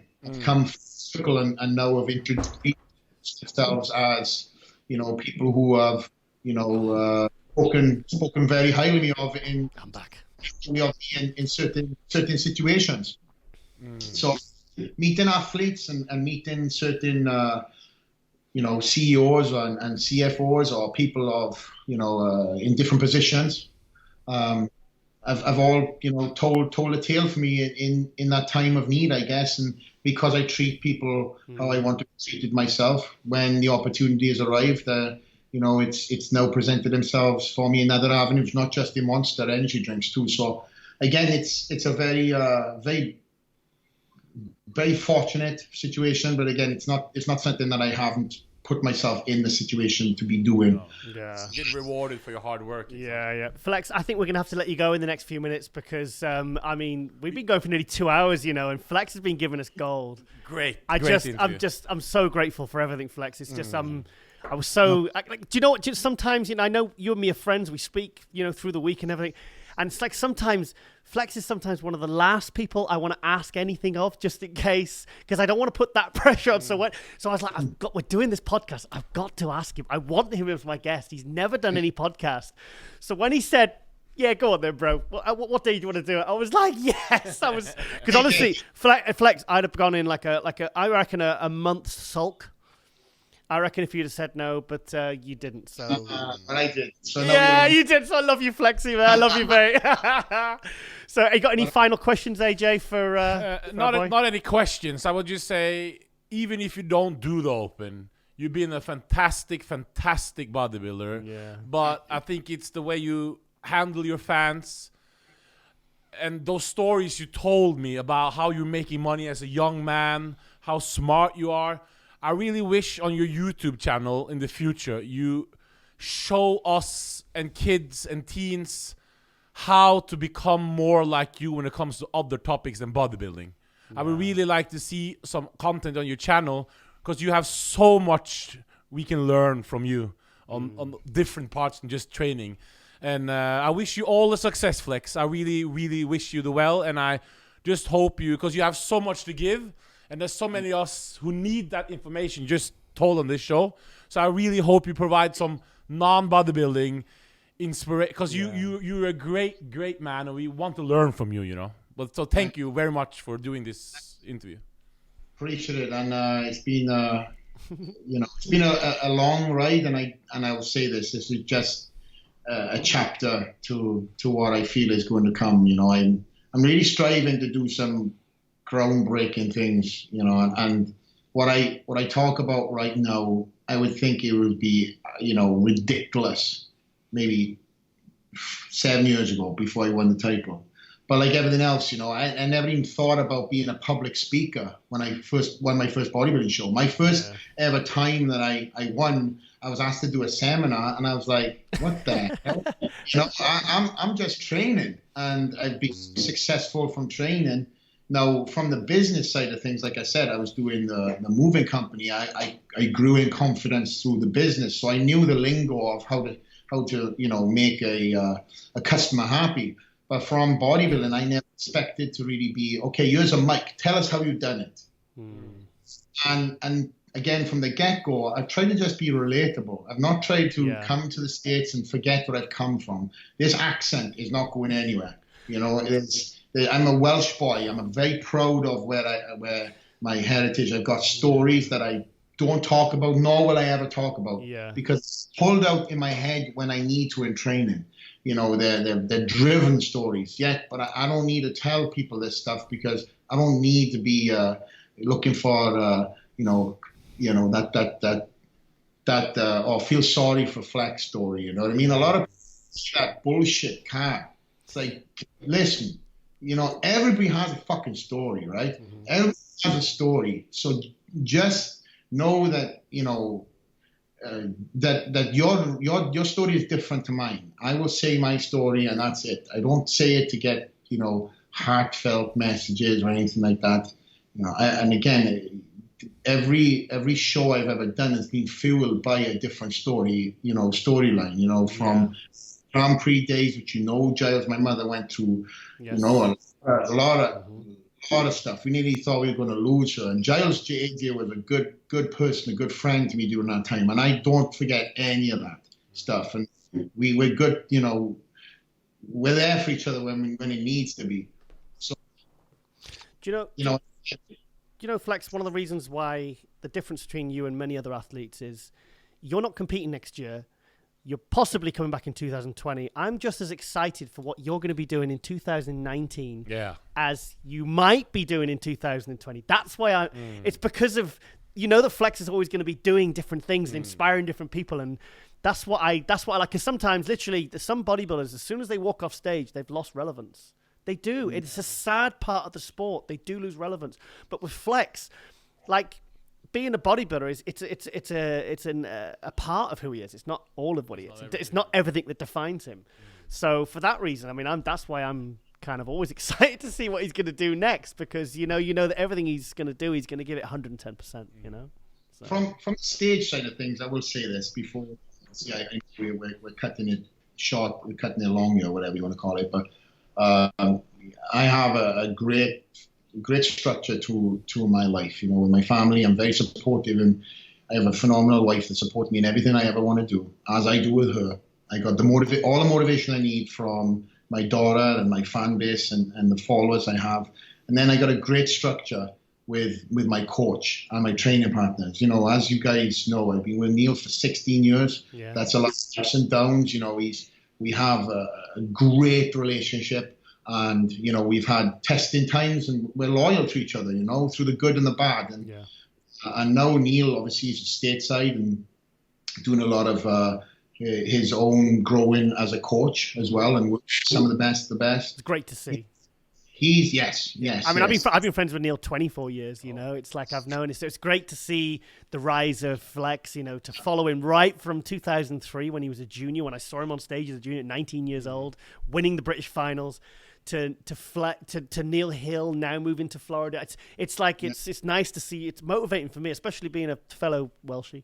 But, with him, he's one of the biggest supporters of me jumping on stage, but he also knows that whenever I do it, it's going to happen the right way. We're all about creating what the IFBB Pro League says in its sort of rule book, the J criteria. And, that's the small waistline, no guts, flowing lines, and it just judged how the judging criteria brings in. So for us to push size and get big, I'm 5'5", 5'6" on a good day, if I do a couple of handstands. So I realistically know that my frame can fill out, but too much is too much. It's a slow process. Quality. If you look at where I've come from as a junior bodybuilder and my first ever show, we put on 4 to 6 pounds every single year. 4 to 6 pounds, if I give you 4 to 6 pounds in your hands, there's a lot of muscle tissue. For all these guys oh no, I want to put 10 pounds on next year. Bro, you're going to put it on and you're going to blow your physique to parts. Yeah. You know, it's all going to come on, you know, nice and show. The reason why I've taken 8 weeks off the gym was to miss it. You know, I could have been back in the gym catching the rebound. I decided not to. I wanted to make sure I was healthy, injury-free, no small little niggles that I had going into the Olympia. Just give my body that clean detox and miss the gym. Yeah. You know, 20 weeks focused. You gotta understand, 20 weeks focused. Wow. I was in my gym there as an athlete. I was in the cave, you know, focused on this Mr. Olympia, my last ever Mr. Olympia. Nobody was gonna beat me. You know, I kept on looking at myself every morning to see my face get sucked in, looking at the other athletes on Instagram, having these chunky little faces. I was suffering every single day because I wanted to come in like sick. His condition was crazy. I mean, I actually thought that it wasn't possible for Flex to take his conditioning and his physique to the next level, but that's exactly what he did. Suffering, bro. Suffering. You know, and all these other guys were just acting clowns online and talking mess. I don't talk that stuff. I do my talking up on stage. I'm a constant professional. If I wanted to really call somebody out, I have a fan base that is loyal to me. If I posted something up, these guys will go hard.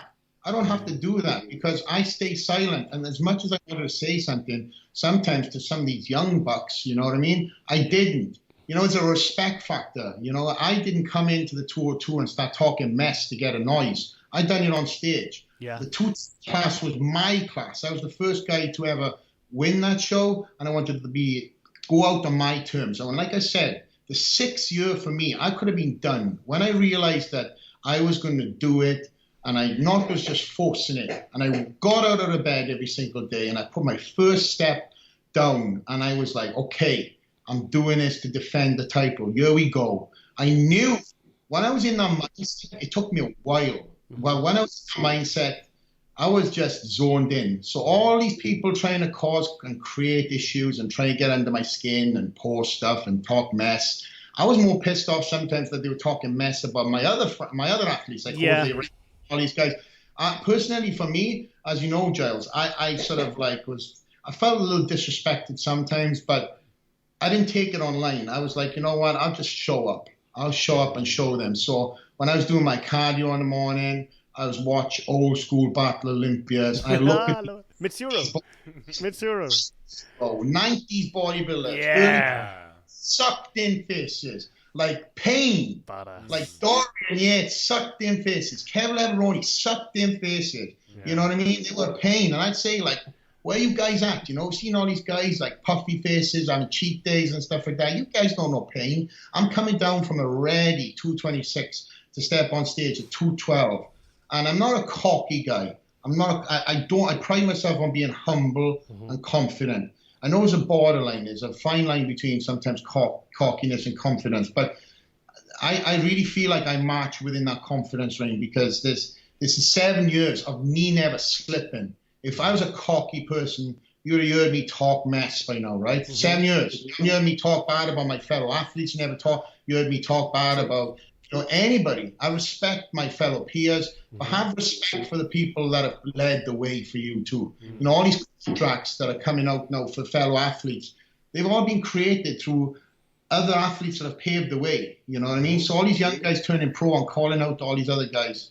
Come on, guys. There was nothing for you. There was nothing for you 7 years ago. You had $2,000 or something like that. You can't pay rent on that. You know what I mean? Yeah. You know, so now you've got all these athletes like, you know, Jose Raymond, who's retiring. Yeah. I'm so blessed, bro, to say that guy was with me from pretty much day one. Love Jose. Great champion he was.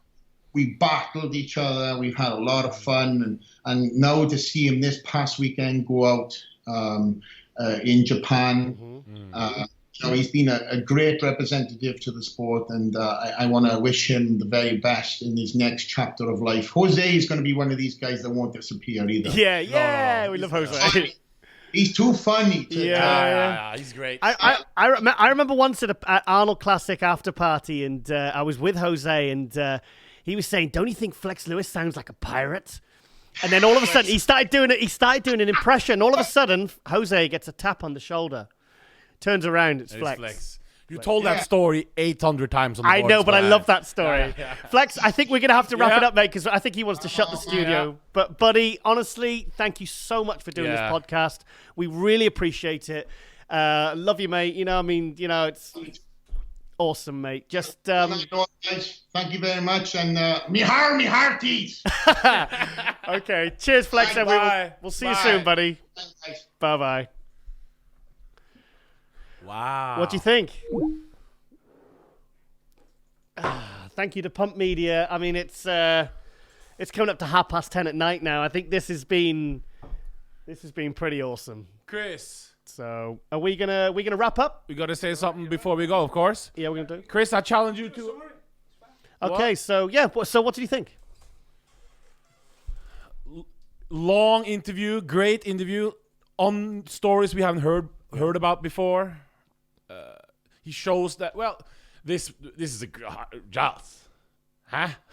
That was exclusive, man. That was Exclusive, real. I mean, bro. Flex always talks from the heart. Anyway, he's such an eloquent speaker. He's Especially those stories about what he did heartfelt. as a kid, huh? Did you I know, I didn't to know. get those things and like multiply them and I've known Flex 15 years. You think I'd know everything about him? And I've written articles about him. I've been friends with the guy for years. You know. wow. We got to stop it. I got to say a couple of words before. Thank you so much for having me on.